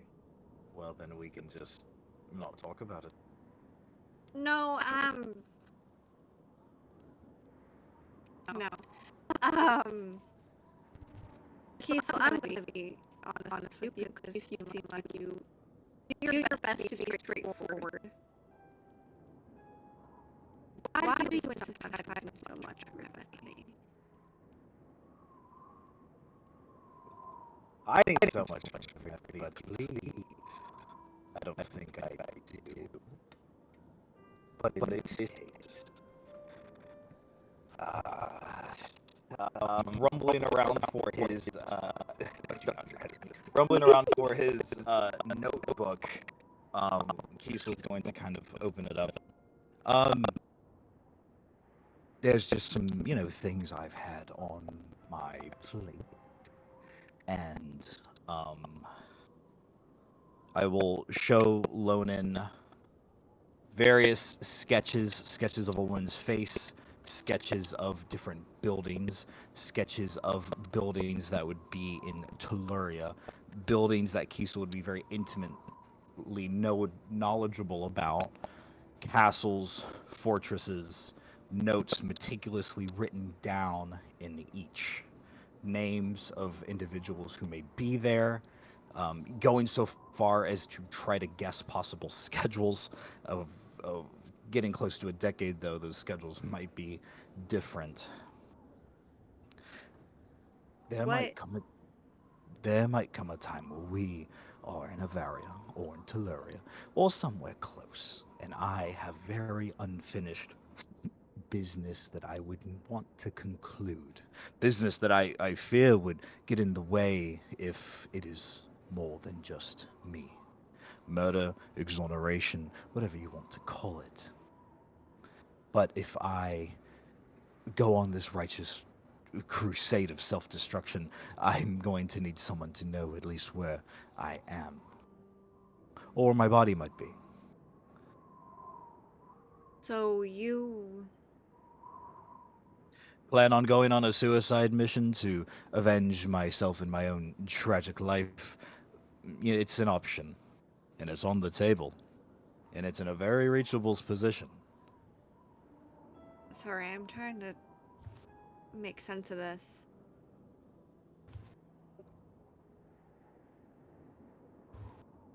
Kiesel, is Salinas the only other one who knows about any of this? This, he opens up the book. No. So congratulations. There's bits and pieces of it. Salinas would be more in the know of the complete, story, and then maybe Alfred, and then Zedri, and then I guess you, and then maybe Alfredia, and then maybe the dog knows some of it. Other than what the gods have observed, you know. You said you're avoiding my questions. Why have you been so hesitant to trust everyone with the reality of your situation? Oh, I feel like being here is more than just trusting of the situation, of the reality that we're in. I don't believe in pushing my sins onto other people and having them solve my problems, get wrapped up in something so much bigger and over their head that it's really mine to deal with. Darling, we're all in over our goddamn heads right now. Honestly, this is perhaps the most realistic thing I've dealt with in the last week or so. Touche. It's not pushing your sins onto anyone. It's having friends who have your back and are going to support you. Yeah, but this is a pretty big ask. And I'm working out on some details that not super sure that I can figure out. Well, then But I'm still trying to figure out some details, you can always ask for help. That's Maybe. what we're here for. I mean, we just came from a... Can this be a good moment where as she's like remembering back on the whole blood realm thing of can I now make the history check if I have remembered any of those names? Recognize any of those names? Which one you want to check? God. Can I check 2 of them specifically? I'll make the 2 history checks. Okay. Vibin Senglut and Kizarath. All right. Roll away. We can do Sangloot first. All right, I get history.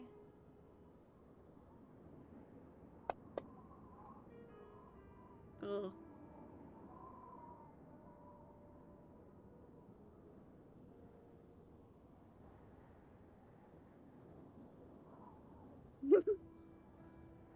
Oh no.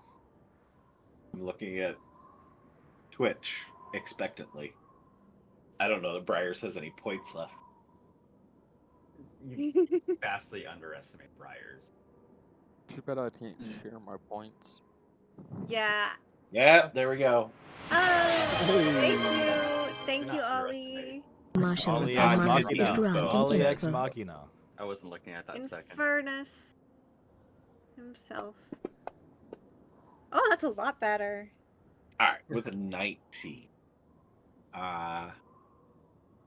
Don't know why you didn't think about this before.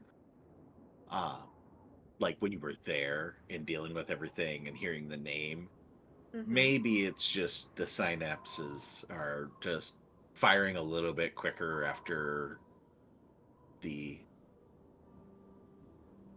ever so graciously provided feast. That you remember basically a nursery rhyme of Vibin and Glute not from Arlo's research, but from childhood in Ishtar.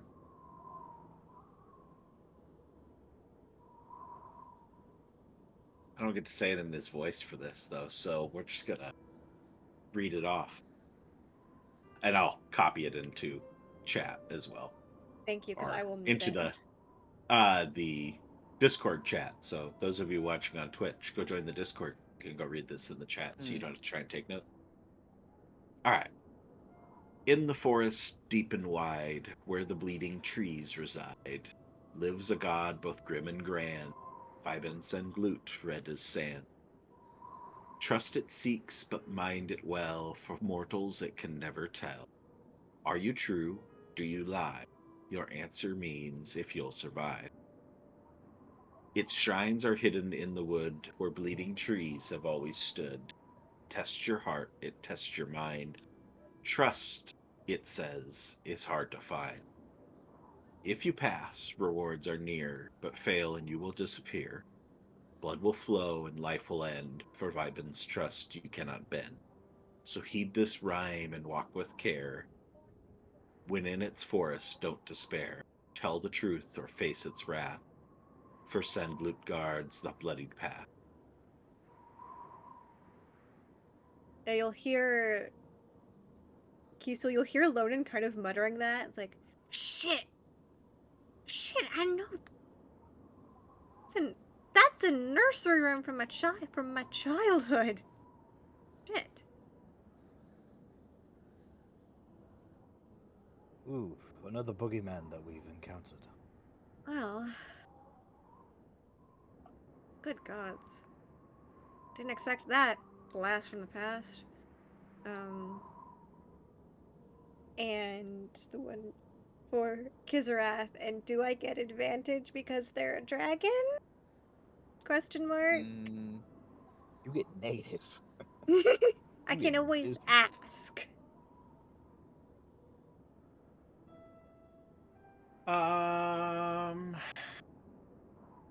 The worst thing he can say is no. Yeah.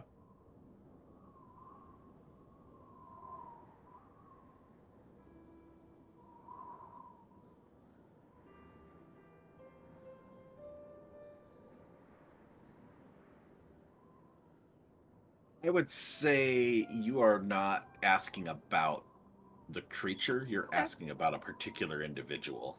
So I would say no, it would not apply. No worries. Said the worst thing you could have said was no. Ooh. Nada. Nothing. Alright, that figures. Yeah, no, she's too focused on the fact that Vibance and Glute was from a nursery rhyme that she heard as a kid. I have something to share with Alfred. Yeah.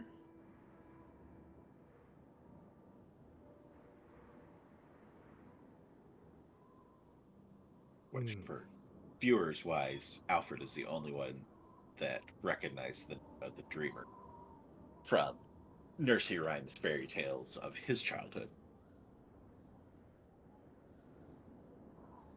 Ford always knew there was a connection. Mm-hmm. So every major antagonistic force we've met has been some sort of, well, I even hate to call him antagonistic, but they've all been nursery rhymes and things of the past. The past has been buried and retold as children's tales as some sort of cosmic irony to not take them seriously. Ironic. I mean, Arlo always had something similar. Like,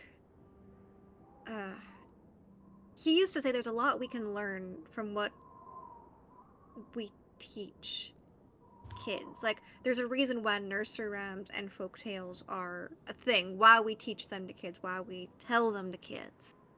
And I guess I always kind of understood it. There's like a lesson in there, but what if it's not just a lesson but a history? Like, I always figured that, oh, they probably get like they have a shred of truth in them.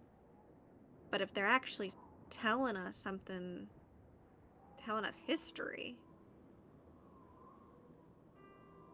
Well, I would have read more of his books, but I'll get that chance later, I guess. Well, if we ever find ourselves in the Underdark, I mean, go through his books. yeah. I mean, y'all are more than welcome to. I mean, maybe if I can get a letter to Traven and Isha, I can have them check on some stuff for me. Maybe that'll be after we're done with saving Yofredier's family. Notice the sky start to lighten a little bit as the eastern exposure begins creeping up over the hills to the east of you.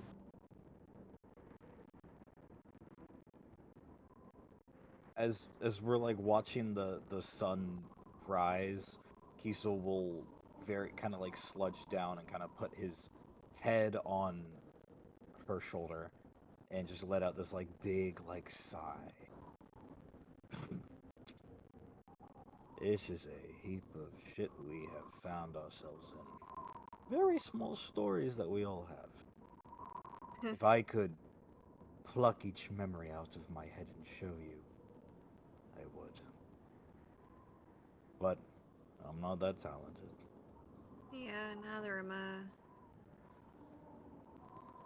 But we, we'll take care of things. Like I said, I might do something very stupid and self-destructive given a chance. We have some time before that to make me change my mind, but I'm not too convinced. If you're gonna do something stupid and self-destructive, at least make sure your friends are there along the way. Well, you'll be there to find me, or what's left of me, so there's that. Yeah, maybe don't tell Zedri because I'm pretty sure. No, don't tell Salinas because I'm pretty sure he would just tie you to a chair and not let you go until we left Teluria. Not one for sightseeing, I guess.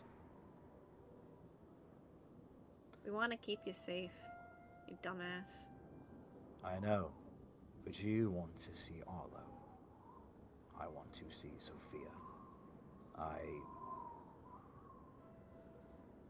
There's lots here on the table that we're willing to risk.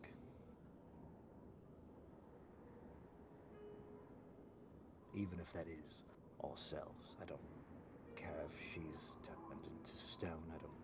If she's alive or a statue or a gravesite, I need to go back and see her. I'll get you back to her. You deserve it.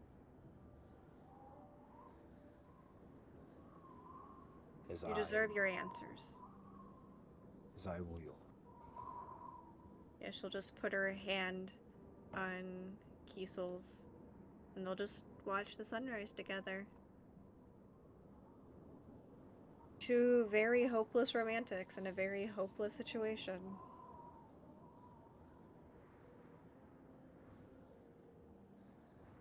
All right. Finally get her name.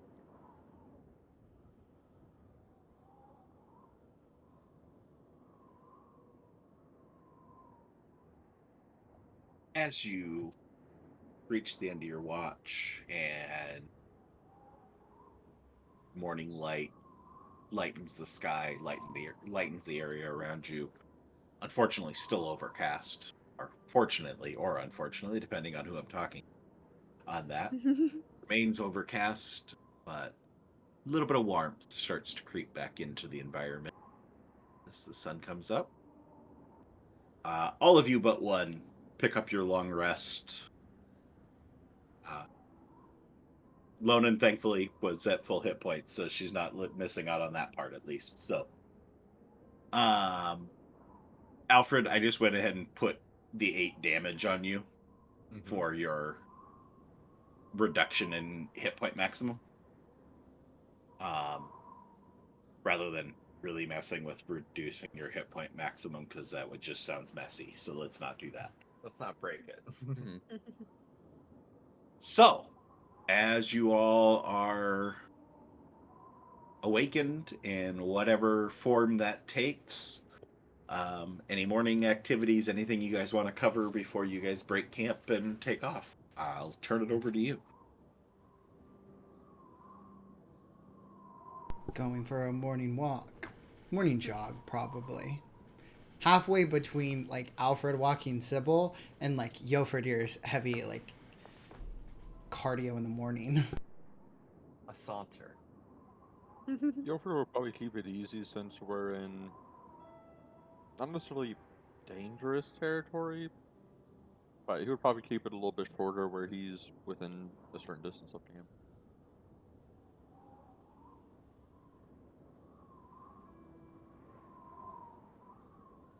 I think Alfred will just spend his usual time with Cybil, doing their less than Zedri morning walk. Yeah, not much else. He'll just sort of like take the time to spend with Cybil and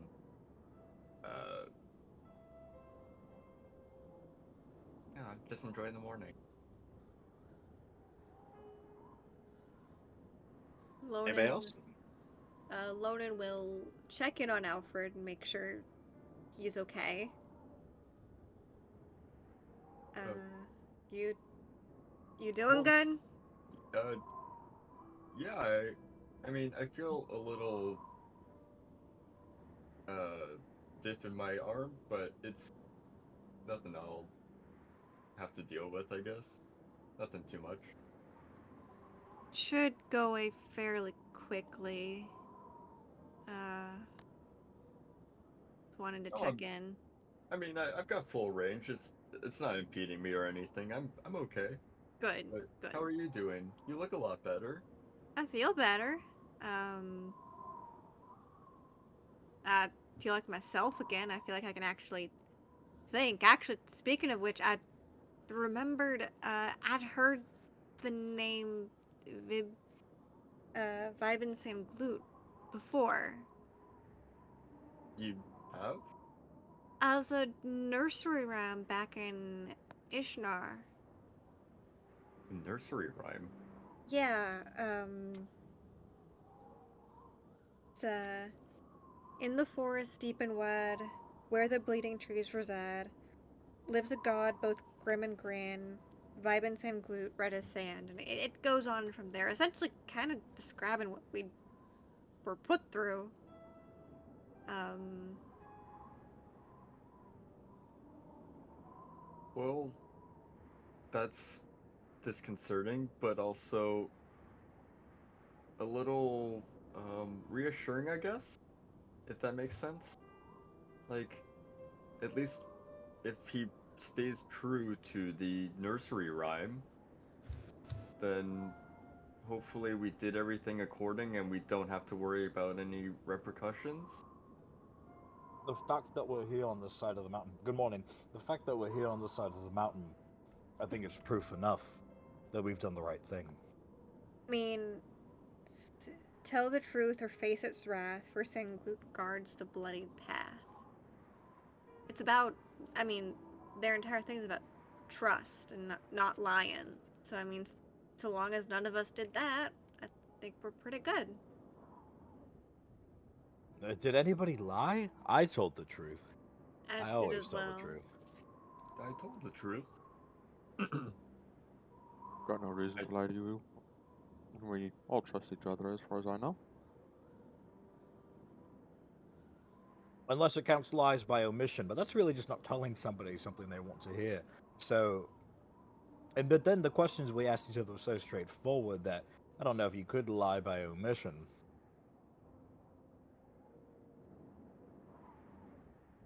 Well, in any case, we're, as you said, on the other side. Yeah. We are. So let's get a move on. I'm sure that we have to do double pace just because we don't have our snow rams. Hmm. Speaking You of know- which, do we think that we should perhaps try and go back for them? Well, I don't with the think.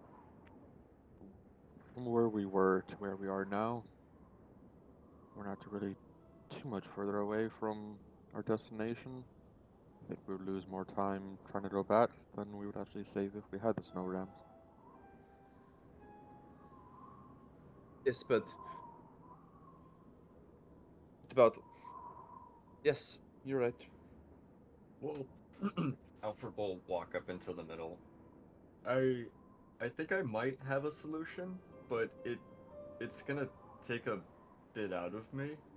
Um, I won't be able to use some of my more intricate devices if I do this, but I could help us get um, a bit faster over the snow.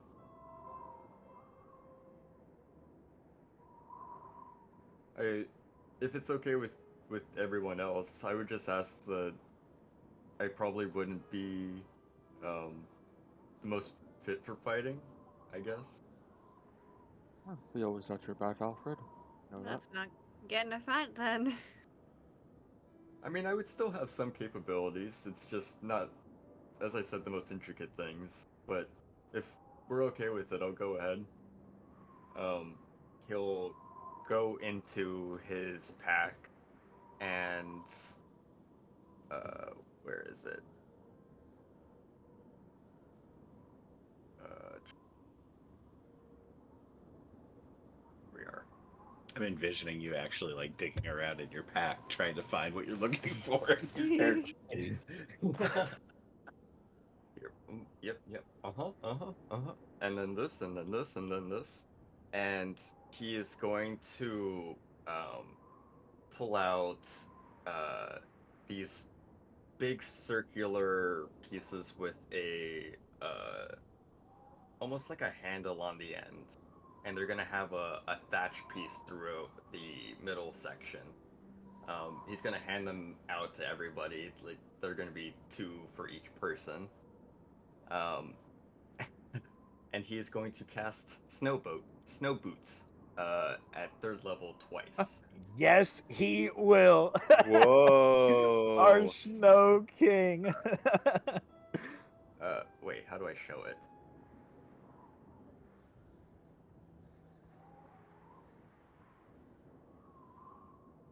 No? There should be a button that says, or that should, yeah, we can see it through there.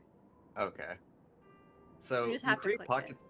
Oh yeah, you create pockets of air around your legs and feet, of which allow you to hover slightly above snowy surfaces for the duration 8 hours. Moving through difficult terrain made of ice and snow doesn't cost you extra movement and does not risk slipping.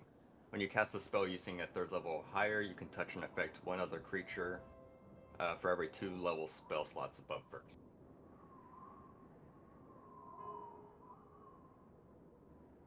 So I for might 6 need of you to us. teach me how to do this, Alfred. It's not a terribly intricate piece. It just takes a lot because I have to use a lot of materials, I guess.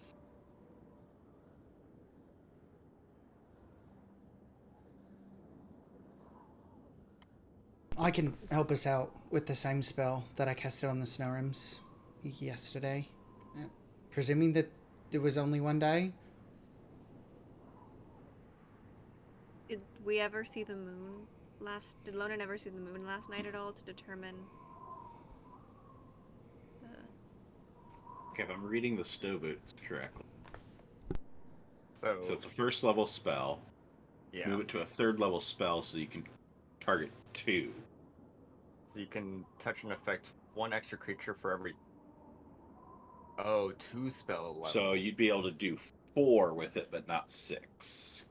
Because you only have 2 3rd level slots. Well, Lonan already difficult terrain doesn't. So you could her. cast it on 2 more individuals at 1st level. Yeah, so you could get to 6. Yeah. You'd cast it 4 times. Because Lonan doesn't need it, right? Yeah, Lonan doesn't need, because she can already traverse difficult terrain as a ranger. Okay. So you just need 1 more 1st level spell slot, it seems like. You actually don't. So Zedri has snow boots, snowshoes. Oh, okay. So how many targets does he actually need? Alfred, So you could use just 4 1st levels and not have to burn the 3rds. Oh my, that's fantastic. He'll see everybody Zedri around and Lonan him. are covered, so. Yeah, getting ready for the impending journey, and you guys are all set. Yeah, so he'll just cast it for the rest of the party. Thank you, Alfred. This will definitely help a lot. Yeah, I mean it's not a snow ram. You'll have to walk yourself, but at least it's something. No, this should definitely cut into the time that we would be treading without these. This makes it a lot easier. Remind me again. I literally just like had a brain fart. Was it 3 or 4 1st level spells? Well, it'd be for however many people you're doing it on. So you wouldn't need Zedri, you wouldn't need Lonan. Ooh, you might need Cybil.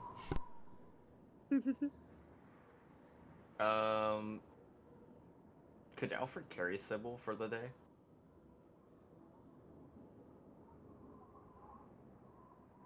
I would imagine you probably have.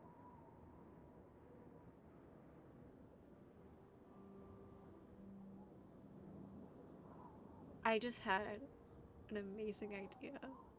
No, that'd be over your max encumbrance. Mm-hmm. Cybil weighs more than 22 pounds, so. Somebody else can, though. Put her in a baby Bjorn. Yes, sir.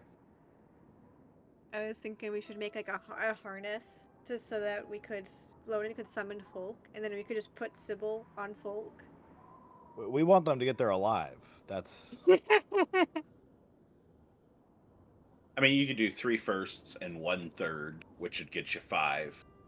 So you could hit the 4 that don't have alternative means and Cybil. I mean, you could put Cybil on bulk, right? Well, actually, no, because the difficult turn will affect Folk too, so she'll be slowed as well. Yeah. Well, Cybil's can't fucking third can't level, Folk so it's fly though? Not But with she can't another care. creature. She's not high enough level to be able to carry. It's fine. It's fine. 3 Well, Yeah. I mean, or 3 Cybil firsts weighs and a third. significantly less than a person. I can carry Cybil. I got like 180 pounds free, so I can carry one of you guys if I wanted to. You could carry Alfred and Alfred's stuff probably. I think. Yeah. Piggyback ride. Yeah, Um, Gilfrider's not carrying very much as it is, and he's got a huge maximum encumbrance capacity. So, yeah. Okay, so that's just 3 first levels then. Or Good. can somebody 4 help me if with you. this? Or Yeah, you 4 people. 4 people? Okay.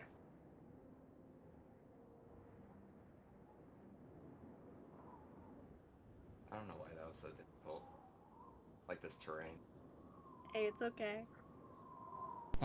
Zedri will go ahead, and once we're all situated, as long as there are 6 pairs of feet on the ground, he'll make sure to go ahead and cast Wind It Back so we can go ahead and double our travel speed.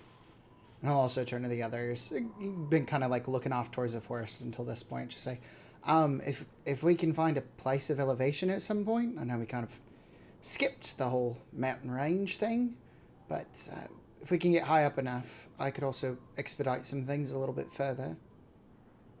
I can keep an eye on if there's any good peaks that we can go up safely. That'd be helpful. Right. Well, let's get going then, I guess.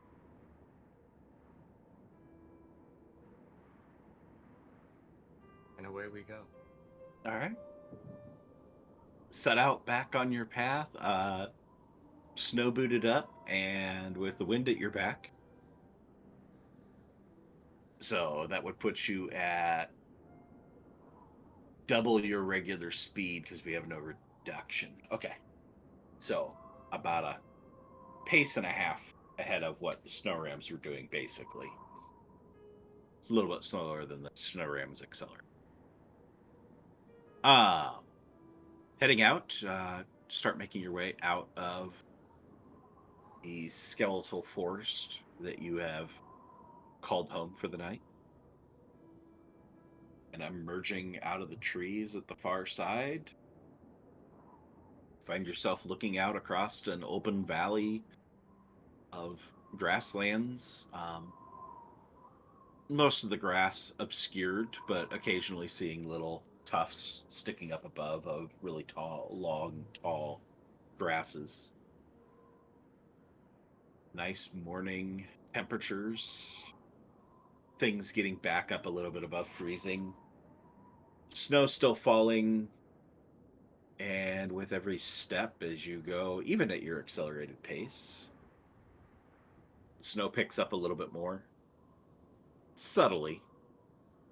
But not quite to blizzard conditions or anything like that, but just a pretty good medium to heavy snowfall coming down as you start trekking across these plains.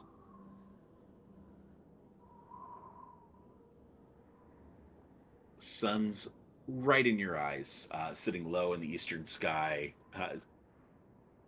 picturing that lovely, if you ever have to drive to the east in the morning, a nice blinding light of I can't see anything that I'm actually going towards,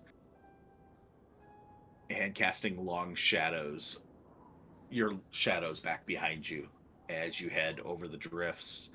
The snow over the course of the night has gotten a little bit deeper.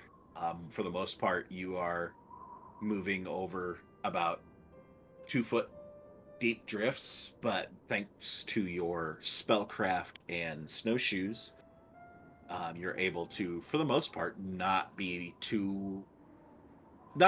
to any degree that would slow your speed as you move through this.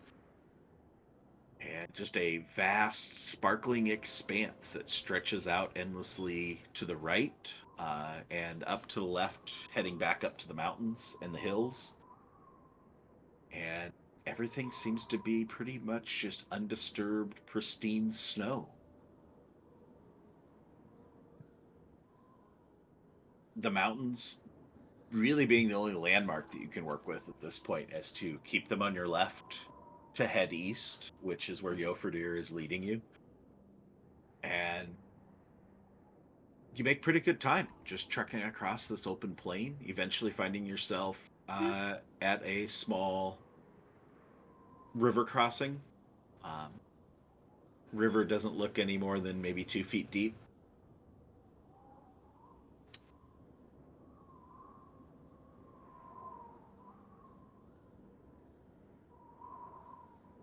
What do you want to do? Are there nearby any like juttings that like raise up to an elevation slightly above? Give me a perception. No, Loner will help him. Oh. Okay. See if he can find anything. Oh. I know how to delete a roll. Okay.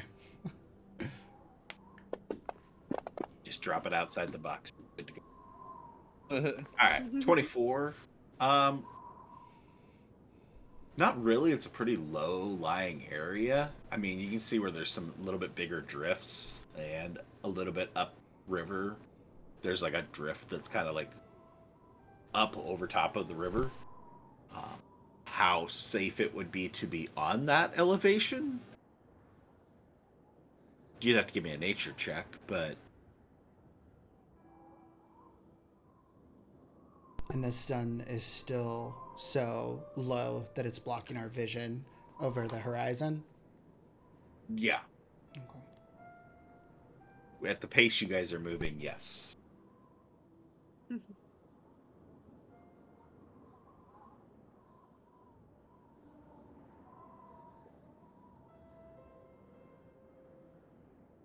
mean, I guess if the river crossing in front of us is shallow, I would probably just at least safely cross one or two at a time, just to be careful. Okay. Yeah, I don't know if I missed it, but the river doesn't be going at a breakneck pace, is it? It's not like rapid. Yeah, I mean, it's 2 feet deep. There's a good amount of speed to it, but no, it's not like a roaring river or anything like that. It's a pretty small, maybe 25 feet to get across. How deep did you say it would have been? About 2 feet. 2 feet deep, 25 feet across. Where we're running across that thing. Joke's on you. I can water cross it. Shit, I'm jumping on your back. Fair enough. He's already carrying Cybil. Don't add more. He can handle it. Yofordir could do it. That might push me over the limit just a little bit. Just a little bit. Mm-hmm. Yeah, we'll just cross All right. over the river. Make your way across the river. Very cold. That nice, brisk, immediate, like, as that cold just like sucks up against your legs, filling all of your boots with a little bit of water and uncomfortableness. Everybody can give me a con save as you successfully make it across. Maybe. Do I make it at disadvantage, or is that just checks? On a con save, no, you don't need to make a disadvantage. Okay, wanted to make sure. Yeah, maybe I was a little late on calling it, but I would have imagined Alfred would have clicked his boots together to fly across rather than... That's fine. Okay. Does anyone want to grant inspo to Zedri out there? Zedri, even worse is probably the fact that Zedri took off his shoes, so he's gonna go like barefoot through the through the Oh, water. honey. Can wiggle your Lonan toes. tell him? Lonan's gonna tell. Hey, you might not want to do that. Actually, that might make it worse. How so? Cause like, at least with our shoes, it's still like holding in our body heat. If you take your shoes off, you're not gonna have any barrier between the initial shock of the cold and your skin at a very sensitive point on your body. Loden is explaining this to Zedri as he's turned around and he's in the water. At this point, just kind of, yeah. Well, at least his boots will be dry on the other side. I mean, good for him, I guess. To be fair, Salinas also took his shoes off and is just going in just hooves across the river. I think to be fair though, you don't lose as much heat in the hooves, do you? Yeah. I mean, hooves are also, there are some also very sensitive spots to them, so. But probably not Alright. as bad. Salinas, roll me another con save. Right, but I imagine like the. And Zedri, roll me another one as well. You two barefoot. Whatever their hooves are made of. See, it's even better without my shoes. Okay. Salinas doesn't seem to have any. I mean, it's cold, but no debilitating effect. Zedri takes 6 cold damage.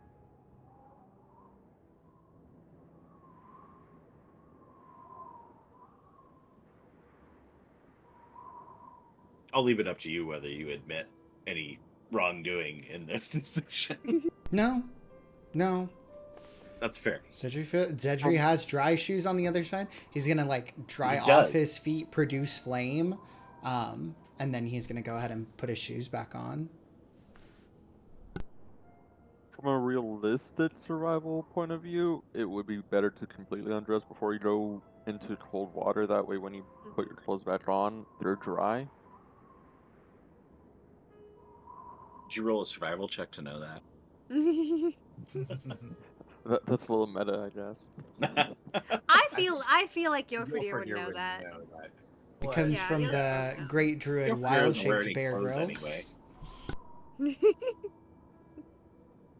All right. Successfully crossing the river with minor ramifications.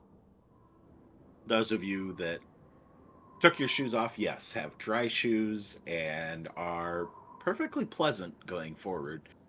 Those that did not, while it provided the nice protection of not getting as cold going across, you nicely have pretty frozen boots as you move forward. But you move forward all the same at your expedited pace. A little ways further through these plains as you move away from the river. Yofrudir, I assume you're leading the way. Give me a... Nah, you don't need to give me a check. You fail it no matter what. So, it's really nothing to react to. You're all each just following across the snow as Yofrudir goes and immediately just like disappears down into the snow, falls forward. All of you quickly stopping as you watch your large friend disappear before he picks himself back up. Having hit something with your boot down down in the snow. Oh, You not alright? sure what that was. I tripped on something, and he'll kind of reach down into the snow and try to feel around. As you reach down and kind of just like feeling around in the snow, you find this just rough, angular form. As you brush away the snow to kind of figure out what exactly this wooden object is, you find a sled that appears to have been sitting here a while. Its wood is worn and aged and faded, pale, but appears to be intact. Yeah, he'll try to yank it up out of the snow. Oh, this may come in handy. Seems to be in one piece. even still has a harness and a rope on the front of it. How good is that rope? It's frayed, but it appears to be functional. Alfred will give it a once over as Jofrider picks it up. I'll take a look at that before we use it though. It's in one piece, but it definitely needs some love. Do you think we could at least load off some weight on it, like the dog or somebody who doesn't want to walk? I mean, we gotta figure out who's gonna drag it. If that's the case. I think Well, it's you don't something have that to we all can look carry at me. later. I wasn't gonna assume anything. I wouldn't make you volunteer for that.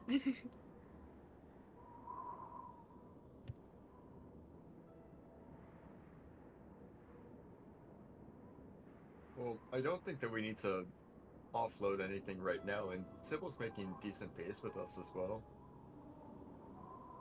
As So- she is like over Jofridir's shoulders. Yeah, she's doing great. Oh, we can bring her along just in case. I mean, maybe without anything else, I could probably drag it with some ease over the snow. With nothing else on it. If we want to take a look later.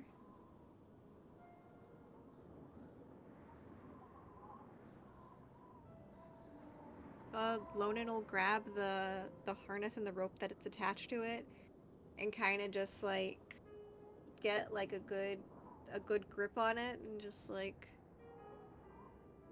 drag it with us. All right. On the road again. On the road. As you rejoin your journey, pass through the first hour with not much incident, cross that river without too much issue, find the sled, start to move your way out of the valley and back up into the set of hills, getting a little bit more elevation in case somebody was looking for it, like they might have mentioned. Yes, yes. Uh, At this time, is the sun also like breaking view, or is it still? yeah, too yeah. early? You're not Okay. staring straight into it anymore. It's up Good. above at this point. You're an hour down the line, so.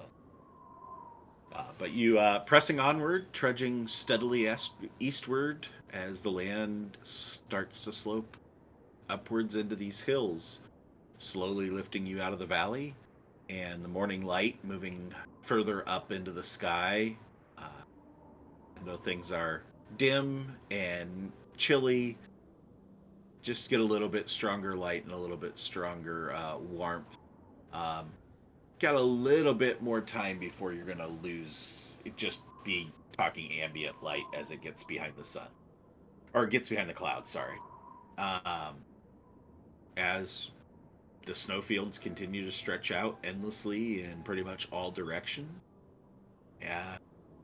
Get a little bit thinner snow as you start to move up the hills. For those of you with the snowshoes spell, specifically, it prevents you from sliding. I believe I read that. For those of you without that, I need dex saves.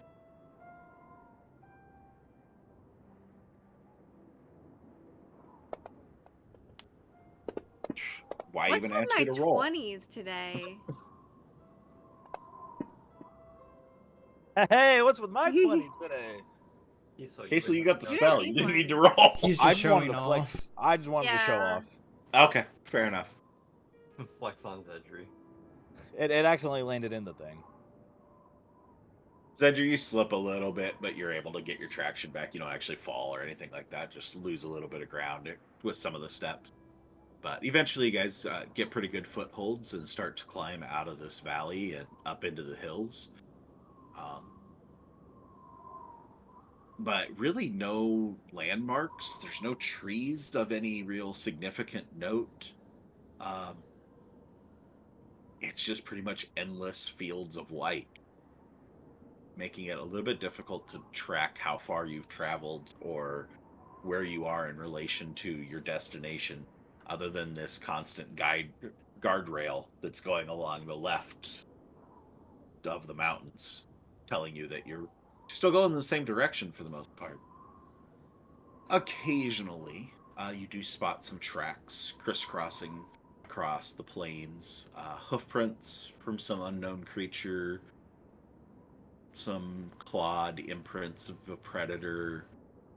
But other than that, it's the only signs of life as you move across this silent expanse, heading towards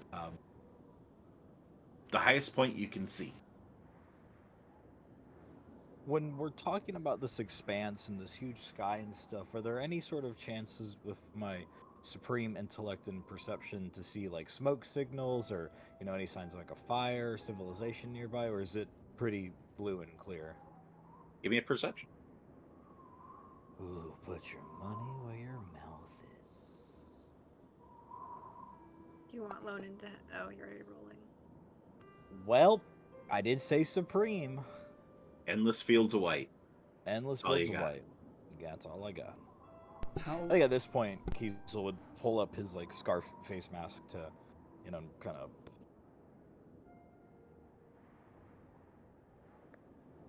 What's Kiesel's cape look like? Where's Cybil? Touche. I think it would be matching the rest of the terrain. Now you're really making me think. Hold on. Sorry, didn't mean to put you on the spot like that. No. Well, I he's need to see coming what it up looks with like, the too. look of the cape. The rest of you can all roll me perception check. What was it, too? Am I at disadvantage, right? Or Yes, at this Yeah. point you would be disadvantaged because we are still sunlight. So. Also exhaustion.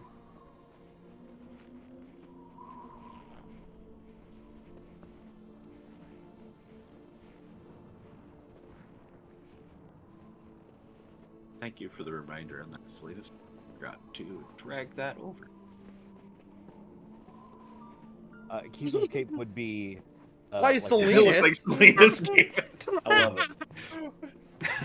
Oh no. Kiesel's cape would be like white furred on the inside with like bear skin on the outside. Well, nice and insulated. Thank you. All right.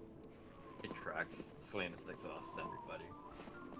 no, he doesn't. Salinas is wonderful. Boo, Get new Salinas- jokes. Salinas is wonderful. He's just he has a very particular personality. is That's the why we love him. so as we head towards the apex of the hills, like Mhm. towards the highest point, how far abouts are we off? Is it like miles out or? Yeah, you'd still be probably about 3 miles from the top. What you can see as being the apex. Okay. Yeah. Zedri will just turn to the others and say, okay, so it looks like that's probably going to be the best point to go to, because, I mean, hopefully it's all downhill from there. But if anybody starts to feel a little bit tired, just let me know, and I can push us a little bit closer to the top of the hill. Good to keep going. Yofridir can give me a history check, too.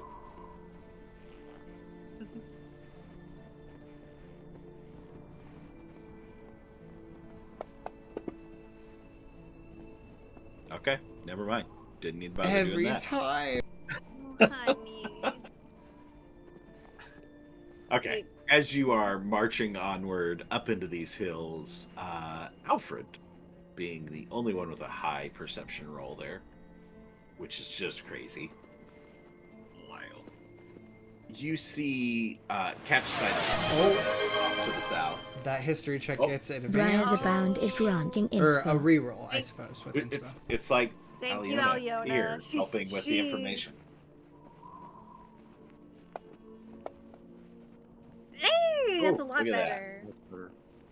right, You with think an about it, and now 18. Yona's just voice comes through in your head.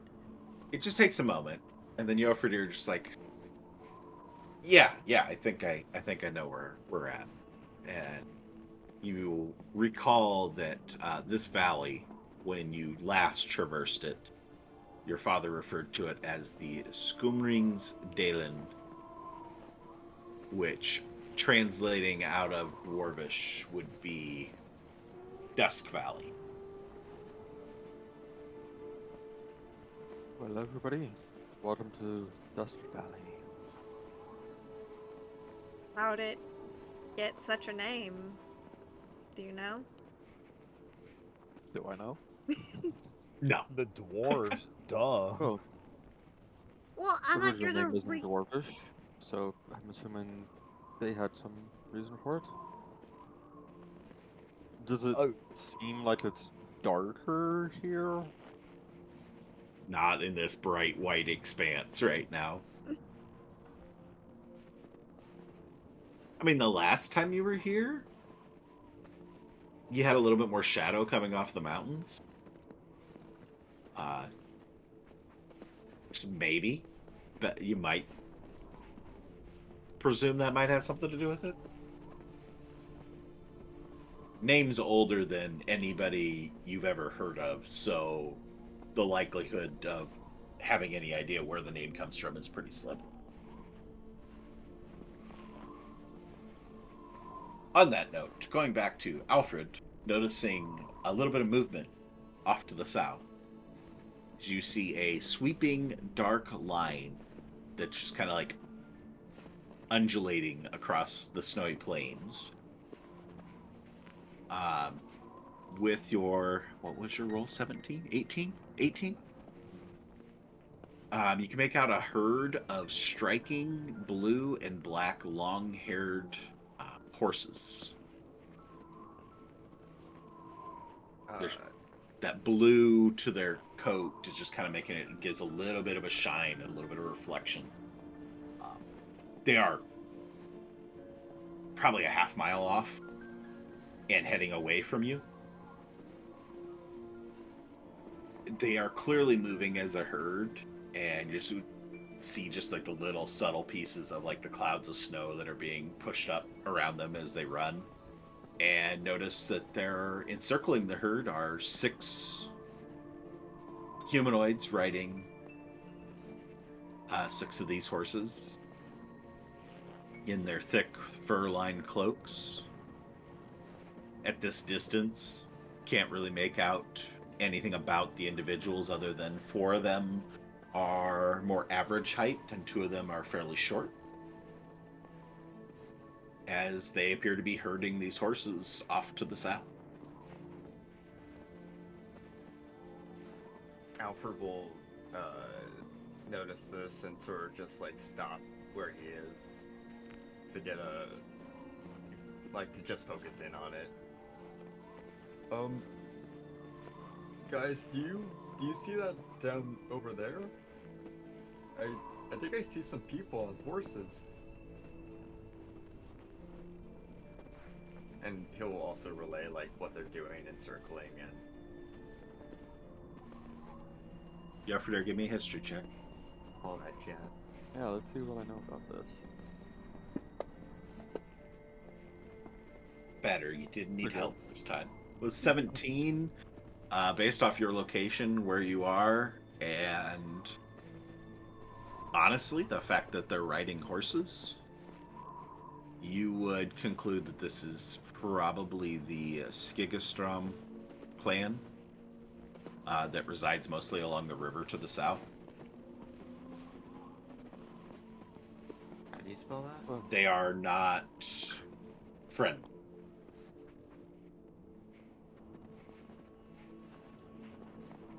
I think it may be best if we avoid them. They may not be too friendly.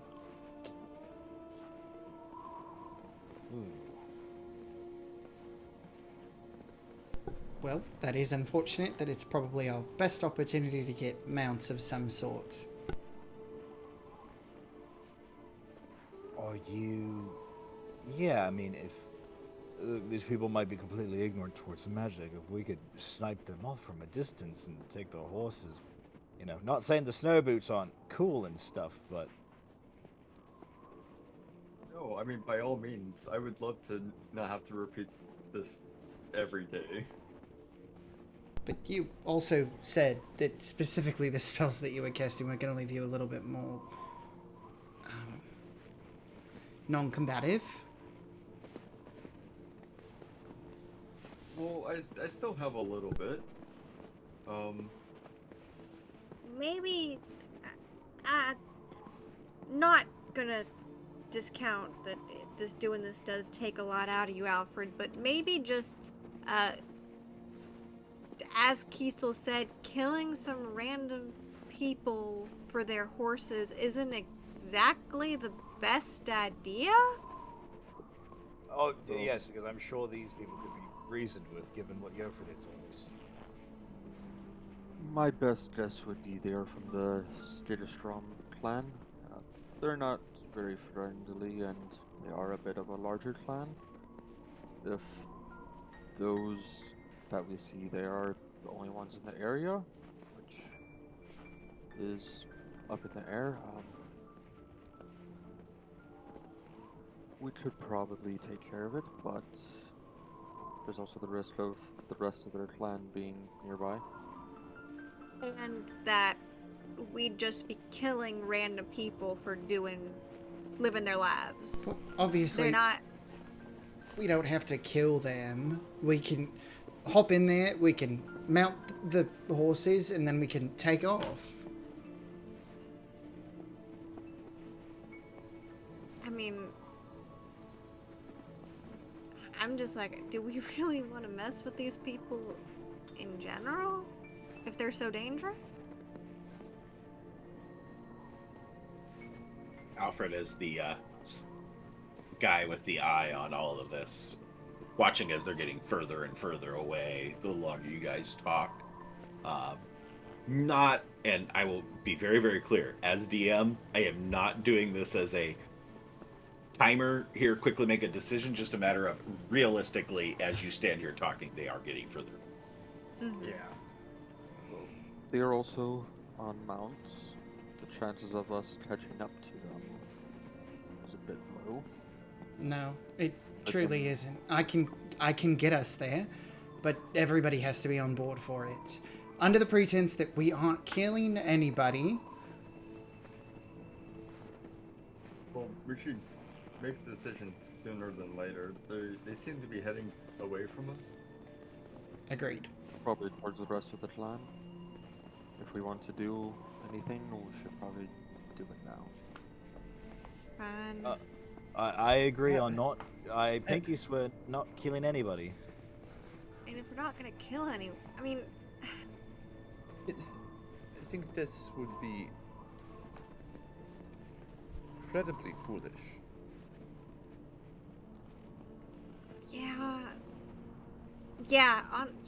no, we shouldn't. Hey, they're just living their lives. They're not messing with us. Why are we gonna mess with them if they could easily kill us? Right, but we aren't going to kill them. Their violence is not going to be met with our own answer. We're trying to get them out, and they're getting away. Yeah, I'm not debating a philosophical debate. I'm suggesting we jump them, steal their horses, and ride off into the sunrise. That's Sunset. glum. Oh, Like, you guys don't see. You guys see that, right? Why is, like, I get it. We're trying to save the Ophidius clan. That is our main priority. But why do we have to mess with a complete third party's life for no reason? And I'm sorry. I've seen you guys fight. You guys don't exactly take prisoners. I'm more saying, why would we take the risk of pissing off a unfriendly large clan? That too. If there are more people in the area, or we don't immediately catch all of them, then we're going to have an entire clan up our asses. Alfred, Guilford turns around and looks behind him up to the north. As you look back behind you, you see two of these horses in the opposite direction from where this herd is moving. They're probably 250 yards north of you, but a heck of a lot closer than the half to 3/4 of a mile that the other ones are away. And there's nobody else, just 3 horses. There's not enough horses. Not to ruin our philosophical debate, but there are some horses, quite conveniently.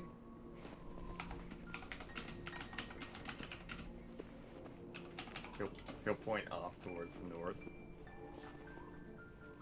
Would Guilford know, like, how big are these horses? Would they be able to support 2 people on each, possibly? Smaller, yeah. I mean, these are like big built, very fuzzy horses. For those of you that know horses, like think more like Percherons, draft horse type style.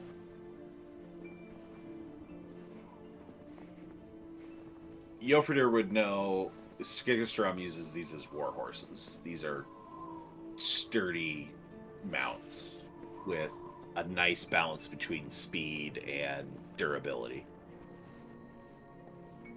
Well, we got those 3. These smaller ones of us in the party could double up, but still leaves us a little bit short.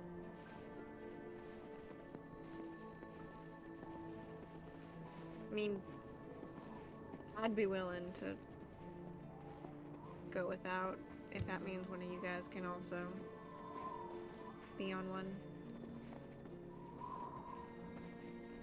Consider was my argument that we didn't go after those people, which I still stand behind, in all honesty. Sure, but in a moment of very heated self-defense, if they do come back, that makes it okay. But we should If probably they go attack after those us, horses. that's one thing, but us bothering them is a whole nother. Sentry's walking off to the north. Yes, I'm following. Guilford will God. start casting his speak with animals. Okay. So it takes 10 minutes, so hopefully hopefully he's able to finish casting that before we get to the horses.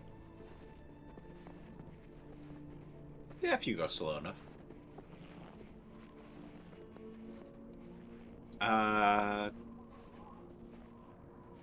Get your speak with animals going.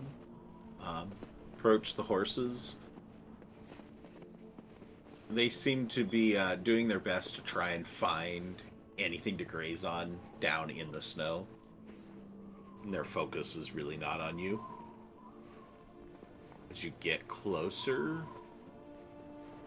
they startle a little bit, but not into a full breakout run. They just kind of move a little bit away. Yeah, as we get closer, Guilford is like, no need to panic. We are friends. We just need a little bit of help.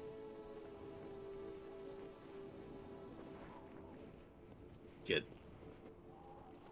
weird look.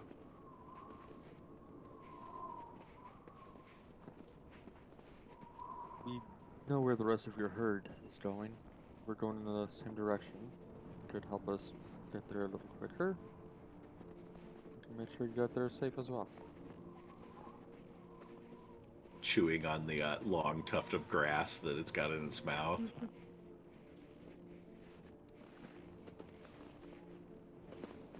Walks up a little bit closer to you, take a couple of steps towards you.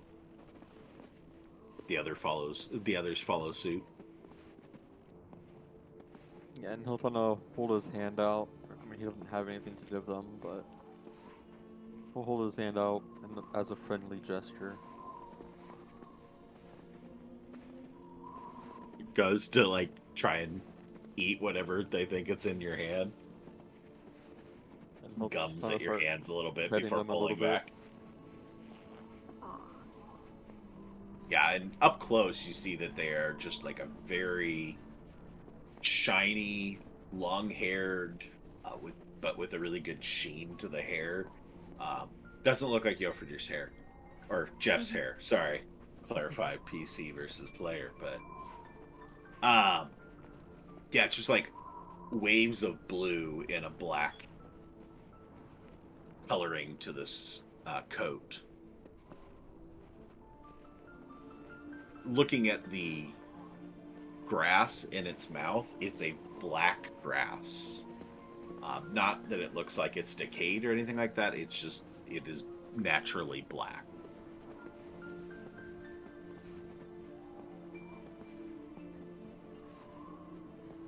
They all seem to be pretty tame around you. Yeah. He'll get closer and be stroking one of the necks of one of them. Well, suppose we have a few mounts now. You know, every time you do that, it still baffles me. You just have a way with animals, Yofridir.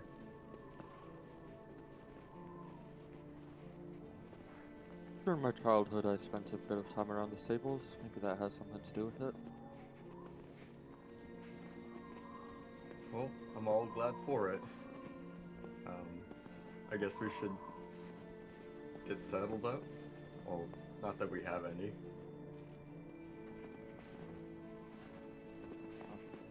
Me being one of the biggest here, I will remain on foot. No one could double up with me on one of these. They are sturdy, but not that sturdy.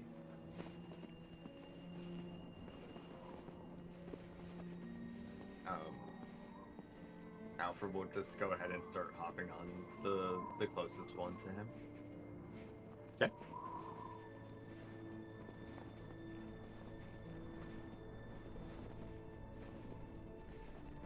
Anybody else?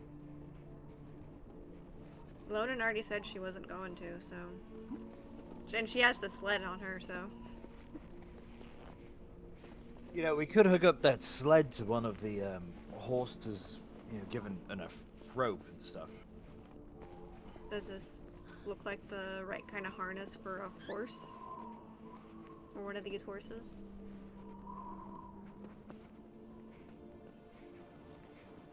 I mean, I don't. It could probably be altered to make it work without too much effort. Just if you have some additional rope. Yeah, I have plenty of rope here. And, I mean, that way, you know, we can give you a nice ride on the sled.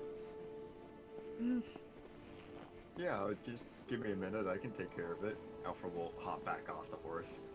I mean, you'd... Sure. Or if, maybe not you, maybe him, actually. Yeah.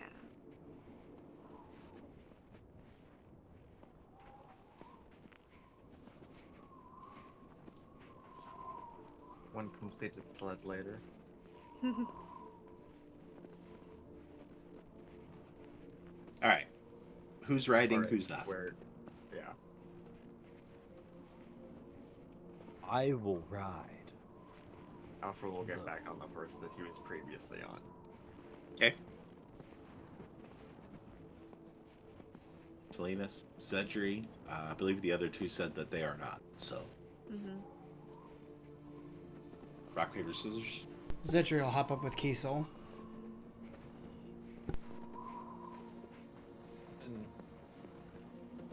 And Salinas will start to move to hop up with Kiesel and then stop and then go and get on with Cedri.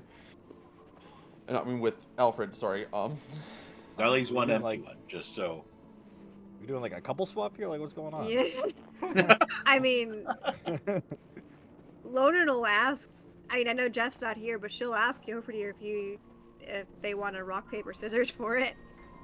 The last horse. Or who wants to take the sled.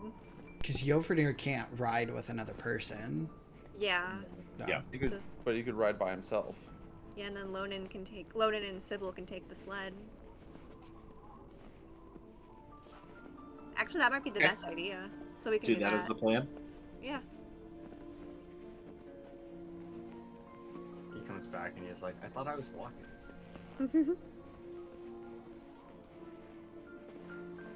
All right. You know, he probably could just keep up with us if he just went on a light jog. Because snow is frozen water, and he has to walk on water too. Probably hauling ass. Speed boost, Sonic style. Mounts in hand, or underbutts. You get back going, further up into the hills, heading towards where Zedri had pointed out the apex as kind of a target.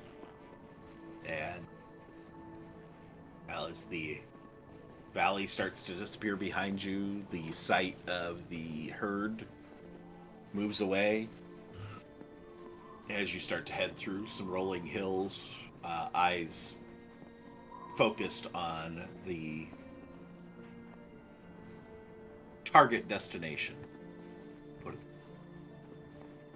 date our track here on the map.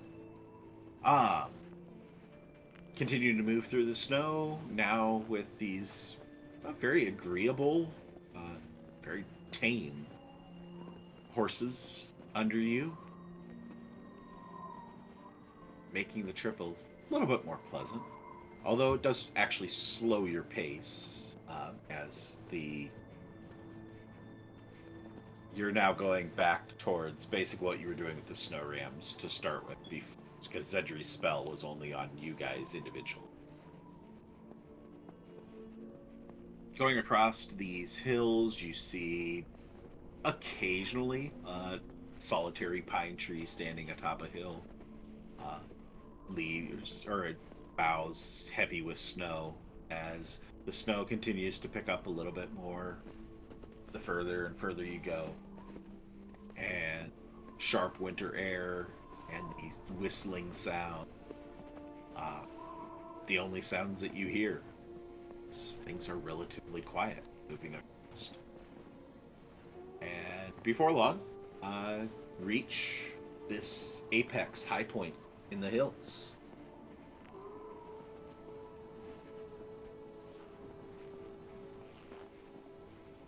Anything, Zedri? Or Nope. no longer matters? Yeah, I can't do it anymore. But that's a-okay, because he'll at least recast Wind It back so that it can apply to the horses now. So we can continue that way. Alright. Being able to pick up the pace a little bit again as you get back to an increased speed and start heading down towards another valley that is opening up in front of you. And moving across, everything's pretty quiet, pretty calm. Before that stillness and calm is abruptly shattered as off to your left towards the mountains you see just something. You first hear it, an explosion of snow as snow just goes shooting out from across the solid layer of snow that had been sitting there, and this creature just comes bursting out of the snow, jumping up into the air with a powerful leap as this canine-like figure draped in striking yellow-white fur emerges, jumping away from you and shaking off the snow as it leaps into the air, and large downy white wings unfurl to each side as it starts to take flight, flying off into the air as you watch this flying dog, for lack of a better way to put it,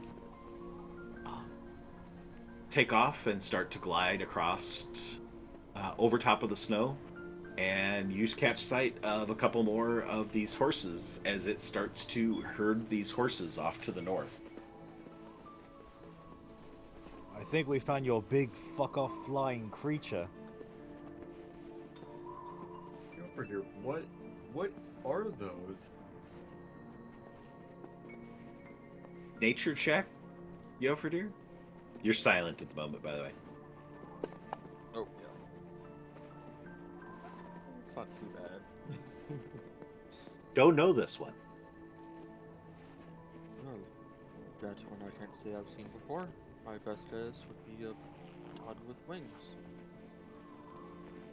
How is, since Lonan's on the sled with Cybil, how's Cybil reacting? I'm sorry, I'm stealing her from you for a little bit. Confused. You've taken her. You'll take good care of her. I know. Yeah.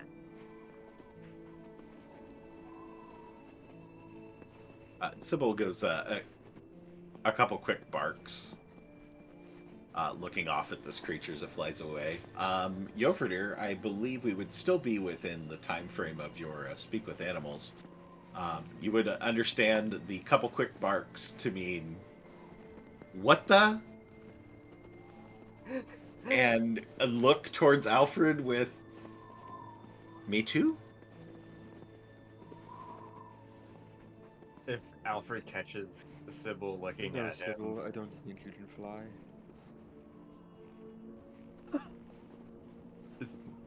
is that what she wants? Well, she asked if she could too. As far as I know, I don't think she can. I can try and work on something. I'll come clean it up. Give me a minute.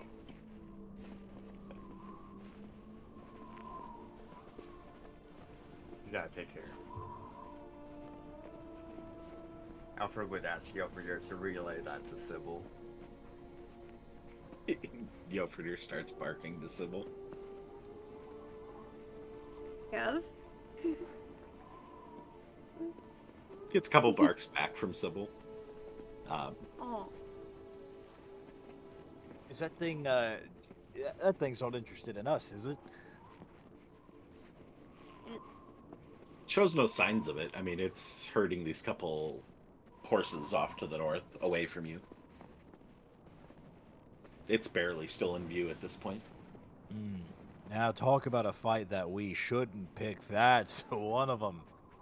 Right, because if we got in a fight with it, we'd surely kill it. That's... Well, Oh my I hope God. not. Like I said, valid forms of self-defense call for such traumatic reactions. Well, I mean, we don't know if they're necessarily aggressive. We know that the Just biggest term Zedri plan- intentionally misunderstanding what someone said again. I'm sorry. No, I wasn't intentionally misunderstanding it. And he's gonna try to like turn on the horse like back to back with Kiesel. Just be like, you kept on working under the pretense that we wanted to steal mounts from them. There were other horses that were there. We could have easily. I could have teleported us in. I'll turn the horse back around. No, I was the one suggesting that we steal their horses and kick some ass. That's who I was arguing with. And you don't think they're gonna try and... I was also going under that we don't just mess with random people living their lives. Right, because we're really good at avoiding trouble. I mean, we obviously went into the domain of a random blood deity. Are we just gonna gloss over that? The horse turns back around so Zedri's facing Lonan again. If any... Trust me, I'm not the person who glossed over that situation. It's one thing to accidentally stumble into trouble. Yes, we seem very good at that. In all honesty, I would rather avoid involving just normal fucking people in it. They had nothing to do with what we need. They can live their lives. The horse turns back around to Kiesel. We'll see if they come back and pick a fight with us. That will be, you know. But if that thing's not interested in us and it needs a snack and we're just small crumbs on a bigger plate, then we should maybe just keep moving. Maybe keep an eye out for one of those things in the sky, though. I would not want to look like a appetizing delight.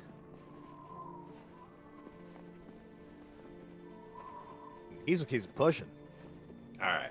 If Zedri wants to keep arguing with Lonan, I will gladly yaw up so they can at least be looking at each other. No, Zedri will turn back around, and he goes to put his arms around Kiesel, but then he just like puts his fists at his side, and he's just like sitting behind Kiesel. It's a perfect opportunity, this entry. You can talk down to Lonan. She's on a sled. She'll bring him back down to her level real quick. She looks up to all of you right now. Yeah. Okay. As you continue your journey, moving from this high point in the hills, you start to make your descent into this other valley. Yofredir, you can give me another history check on knowing where you're heading, knowing where you're at. Mid. 11. It's mid. Yeah. Don't remember this one. What these hills are called. Give me another one for the valley you're heading.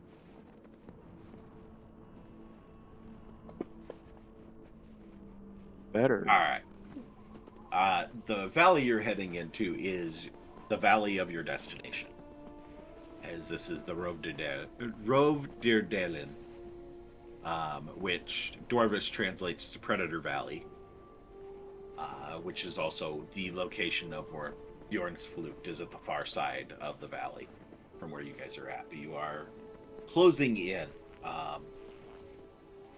At this point, with your accelerated pace that you guys have been making, as you're heading down to the valley, you're actually reaching about midday. As you continue the snowy landscape, a little bit more treacherous travel going downhill, but the horses hold up pretty good. There's a few moments of where Lonan and Cybil on a sled are starting to try and move ahead of the horse pulling it. Because physics. But beyond that, things stay pretty easygoing. Lonan, being so far down to the ground, you are able to notice that, like, when you guys slide in the snow a little bit, it reveals a little bit of the undergrowth beneath it, and you see both this black grass that you noticed the horse eating earlier, but also tufts of bluegrass. That is not like Kentucky bluegrass, but like literally blue grass, like royal blue in color. Very reminiscent of the coat colors of the horses that you are currently using. And you also occasionally catch sight of some wildflowers getting exposed. They're dormant and fairly dry at this point, but you could easily reach out and grab a few of these pinkish dried flowers that are being uncovered from the undergrowth as you go. She won't. Oh, fair. She sees no reason to.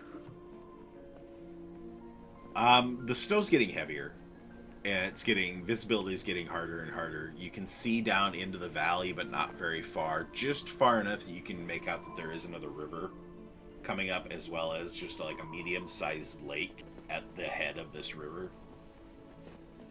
And things continue on much as they have. Pretty easygoing travel, not a whole lot of activity.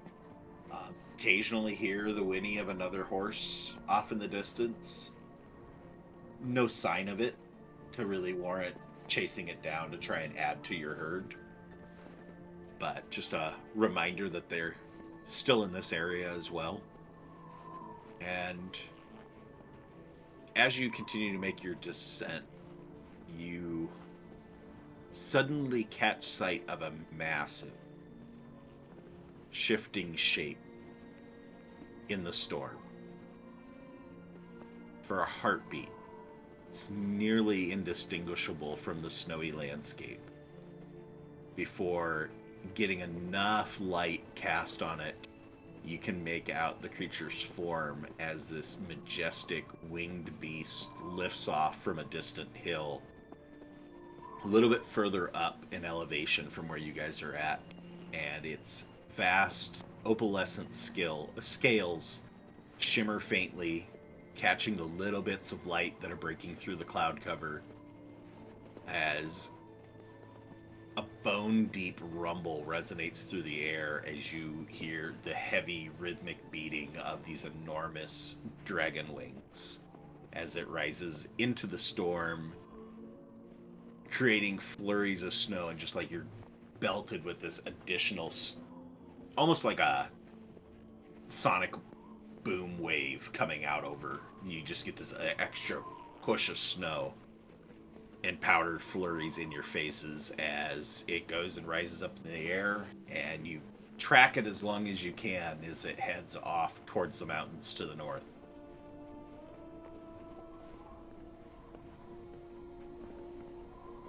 Wow. And that was something seen by everybody, or just? Yes, you all see them. I have a suspicious feeling that maybe who or what we're after. Whatever it is, we are very close to finding out. I mean, if we're approaching Bjornsflukt, do we want to stop for a bit and try to make some sort of plan before going headlong in there?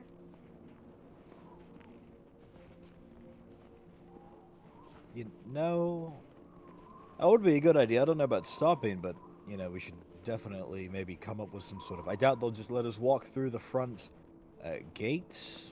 I know these places usually don't have locks to them. It's a very poor idea for us to go immediately over there. I think that, at the very least, Alfred and I need time. Should we then maybe consider sending Lonan and either me or Yofredir over there to do some light scouting, just to maybe get an idea, get some, you know, eyes and see, you know, to scout, just to fucking see. Maybe when it gets a bit darker, I can't perceive much in this light right now. It's hard to see. Not a bad idea. I mean, we aren't known very well for our planning, but I feel in this situation it may be necessary. Yeah, I feel like our typical style of improvisational dance might not be the smartest idea. Well, no, it sooner or later it's gonna get us killed.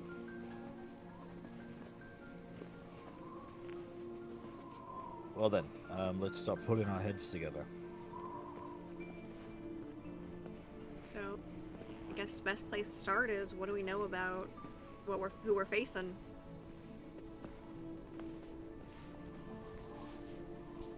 Look towards Yofredir. All eyes on Well, do we mean the Eastbjorn clan or the dragon? Let's start off with the clan first, and then we can kind of make our way up the pyramid. Yeah, Agreed. the dragon is another beast entirely. Pun intended. Wait, literally.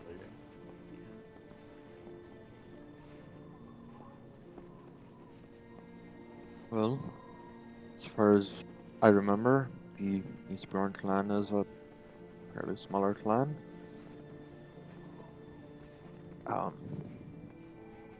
Bit of every sort of race: elves, humans, few centaurs and goblins.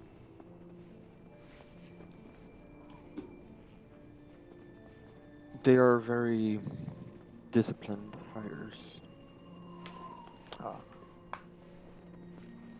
They're known for full damage, non-ironically.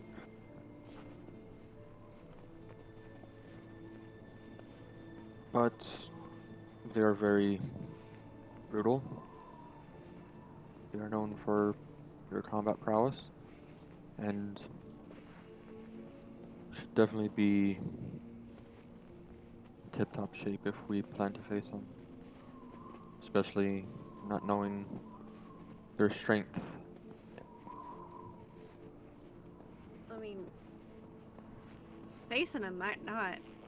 I mean, right now, directly facing him, could we try and sneak in?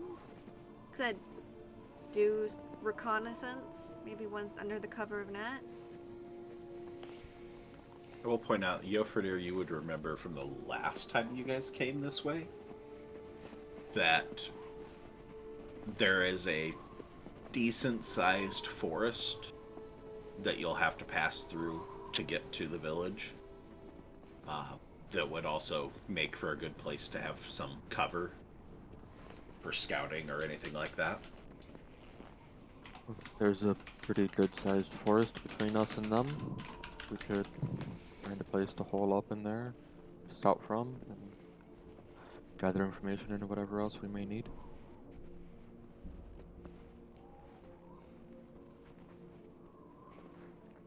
Last time we went into a forest, it didn't go so hot.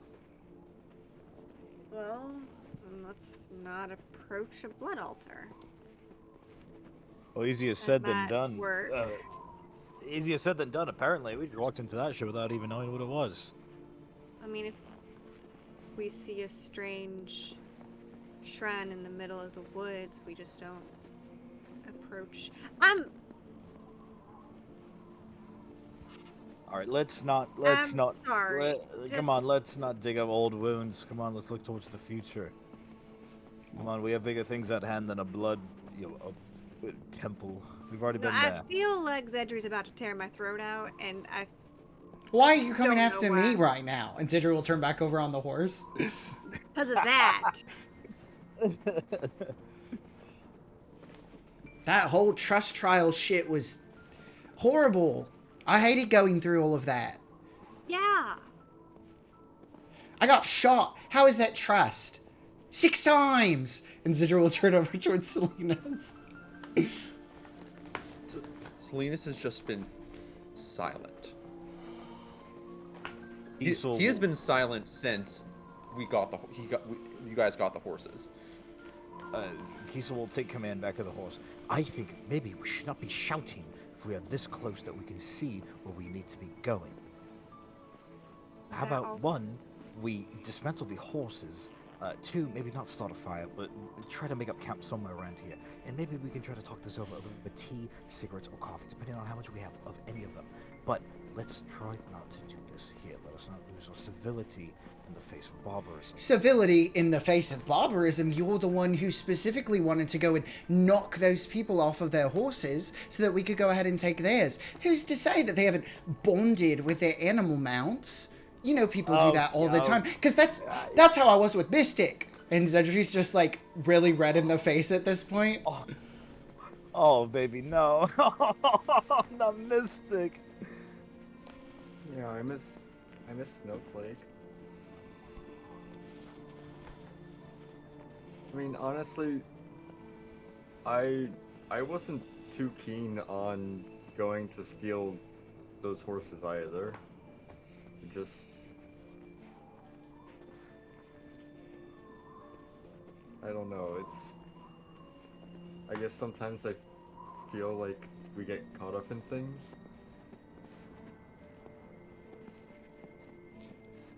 Kiesel will dismount from the horse, giving Zedri full control to where he wants to point it. As Kiesel hops off, like immediately Zedri's like shooken because he was about to say something, but he just kind of stifles it a little bit.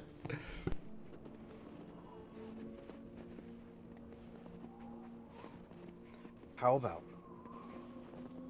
I'll say it again, we get off the horses, set up a small little camp, and we talk about the things that we might need to get off our chest before we go into certain doom. I think that may be the best plan. Maybe Wash even our rest over the night. wash our hands off of all of this proverbial and literal blood. I'm sorry, we're about to get ourselves drowned in blood if we actually go in there and have to fight against the Eastbjorns. Because if they're as relentless and skilled as Joffrey is talking about, then there is no way in Torsland that we are going to make it out without having to kill somebody. Or, idea. Salinas, do you still have paint?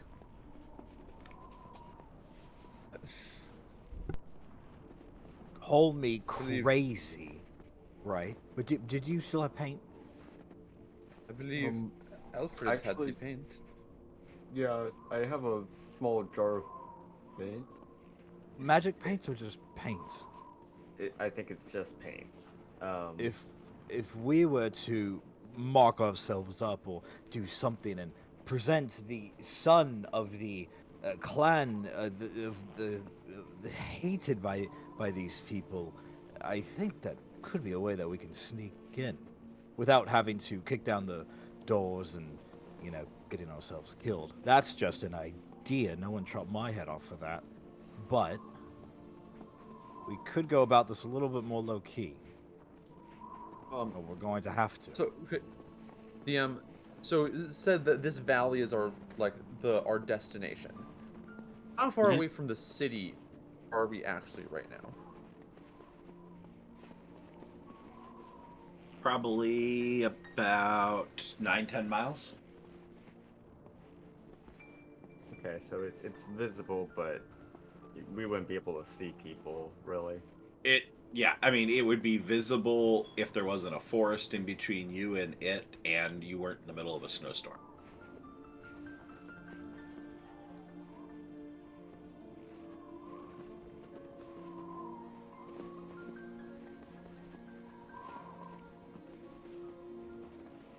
So, Kiesel, just so I understand, how are we supposed to mark ourselves or Jofredir?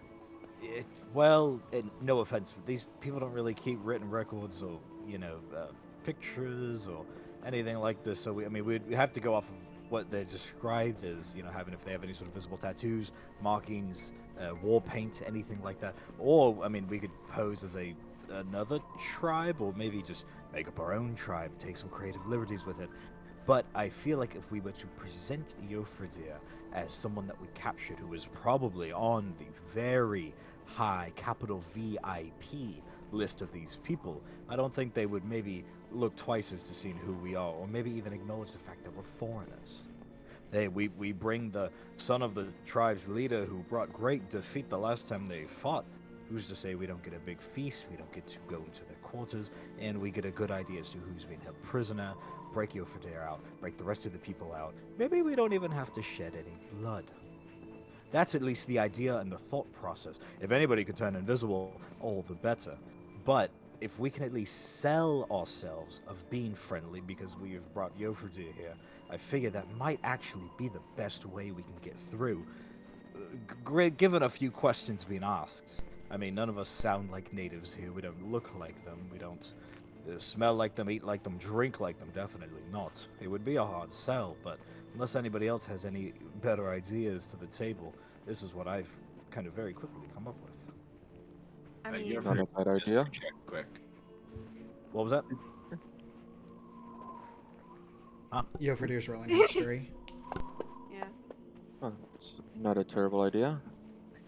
With my arousing, amazing intellectual speech, can I give him inspiration on that roll? If you want to give away your inspiration point, you could. I want a better history roll than 11, so I will. As I've given my sales pitch, I will give Jofredir my inspiration.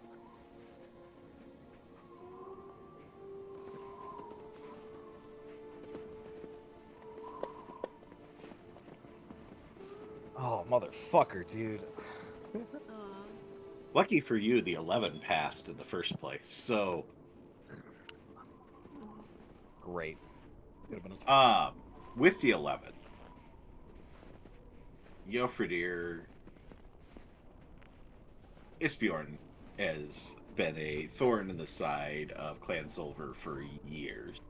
You're very familiar with their attire, what these people look like, and one very common characteristic amongst them, in response to Kiesel mentioning what they look like and things like that, is they all have the same tattoo on their necks going up, and it's basically a stream coming down around the ear and then going down the side of the face and down, getting wider and wider as it goes down the neck to the shoulders. Oh, I don't think Kiesel's idea is that bad at all. if Oh. I am taken somewhere, I can always manifest my echo and swap places with it. I know the tattoos that they all have. I can describe it to you, or possibly even do it to all of you. And Kiesel, did you say something about becoming invisible? I mean, if once we're in the doors, right, and these people aren't used to magic or don't have any sort of practical reliability on magic or detect magic or sense magic or whatever you call it, if Well- one of us would be able to turn invisible, that would make our job very easy. Remember, what news we do have of the last couple attacks, these aren't just the oldest Bjorn clan. These are other people who do have very strong magical capabilities, possibly. I think that you're working under the pretense that if we brought in Yofridir, that we wouldn't have to be the ones to escort him all the way to possibly that dragon. Or that they would even care if we brought him to them. They already have the chief. Well, I think they would care. Like I said, I think he would be very popular if we, brought him. That being said, are we to maybe imagine that the magic would be so sophisticated as to put in events like magic fields or something to that matter? I mean, who knows? I mean, that stuff starts to go over my head, and now my butt cheeks are talking. So, I'm not one to make too much speculative nonsense out of magic. That being said, we should probably get closer. I'll look at Salinas and wink. We should probably get just a little bit closer before we make camp. It's not something that I necessarily think that we can rely on, but Alpha will pull out a scroll. I did pick this up a long time ago, and it's supposedly a scroll of invisibility, but I've looked at it before and I can't make heads or tails of it. Do you mind if I... Salinas or Zedri might be better at deciphering magic. Magic's magic if it's written in a language that I can't read. Well, I learned Celestial and Declass... that actually sounds really boring. Do you mind if I see the scroll? I can also read Celestial. Sure. Just out of character, I'm describing like it's not on his spell list. I will remind you guys that this has been a long time, and Lonan Saga probably doesn't even have this information. Spell scrolls in Winternock, anyone can read a spell scroll. Okay. Oh, okay. If they can make out the language, they can read the spell scroll to Is the spell cast the scroll spell.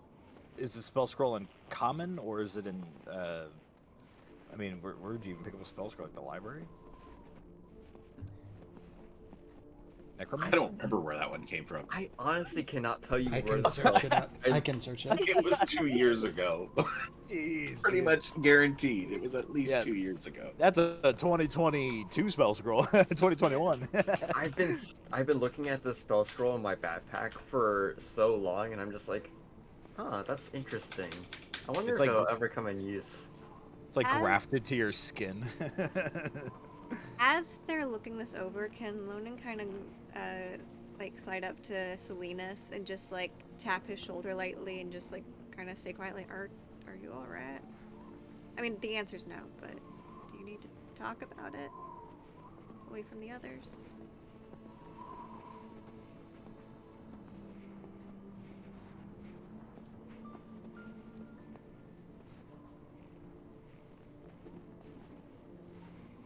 Who did Lonan say that? Salinas. Salinas. Oh. Heartfelt moment. Yeah. Are I you mean- okay? Selena's just kind of shakes his head, just kind of waves her off. Well, I think for now, we head down into the forest, find a place to hole up safely, and we can discuss all the ideas that we have and make a plan.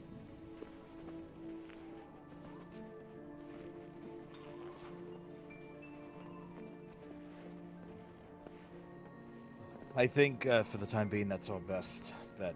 Plus, if we were to set up camp and stuff, we might as well do it with as cover in the forest. Standing out here in the snowstorm won't get us anywhere.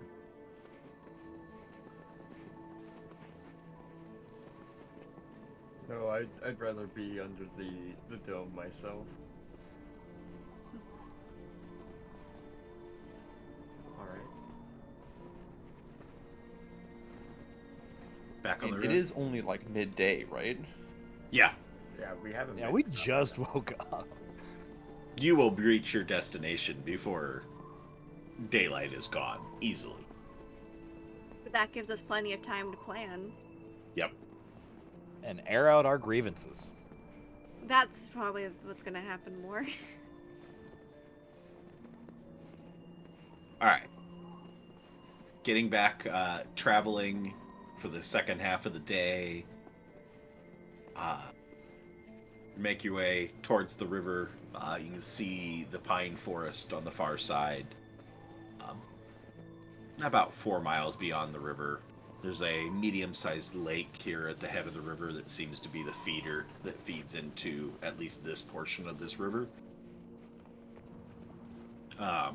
It's thoroughly frozen over on this lake, but there's also a path to go around the outside, so up to you which route you want to take.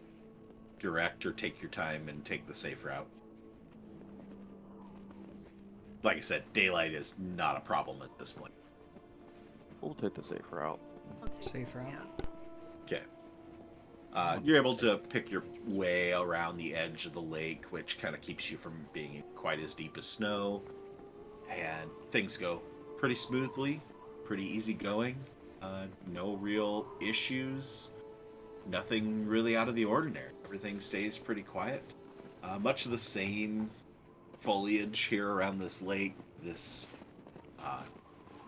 The black grass, the blue grass, as well as you start to see some new, taller grasses that actually peak up well above the snow, that are kind of lavender colored. They've grayed in their dormant state, but these are approximately about 6 foot tall, making it so that your view line, you have to kind of like pick where to see, because the grass gets in the way of being able to see for most of you.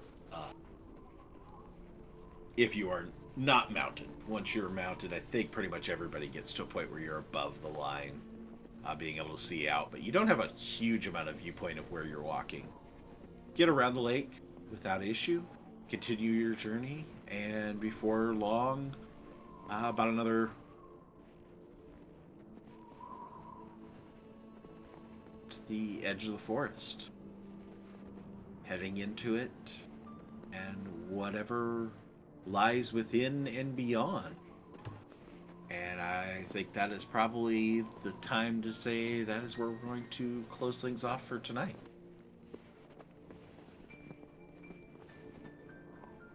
Venture into the forest next week.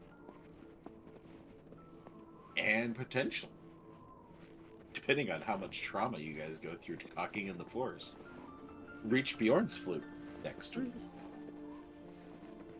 So, with that, for those of you watching on demand, thanks for watching. We appreciate all the views. We appreciate the interest. Come watch live. A lot more fun. You can watch Briars fight the Nightbot on a regular basis. They got along pretty well tonight. Influence the stream with channel points. You probably noticed that a couple times during the course of the session where they got to redeem some channel points. Channel points are free. There isn't any cost. It's all free. Good fun on Saturday nights here with Cybil's Spear and Tales of Winternock. So come check us out. Come watch live, and we'll see everybody next week for episode chapter 18. I think I got my numbers right. Mm-hmm. So till then, bye VOD viewers. Bye.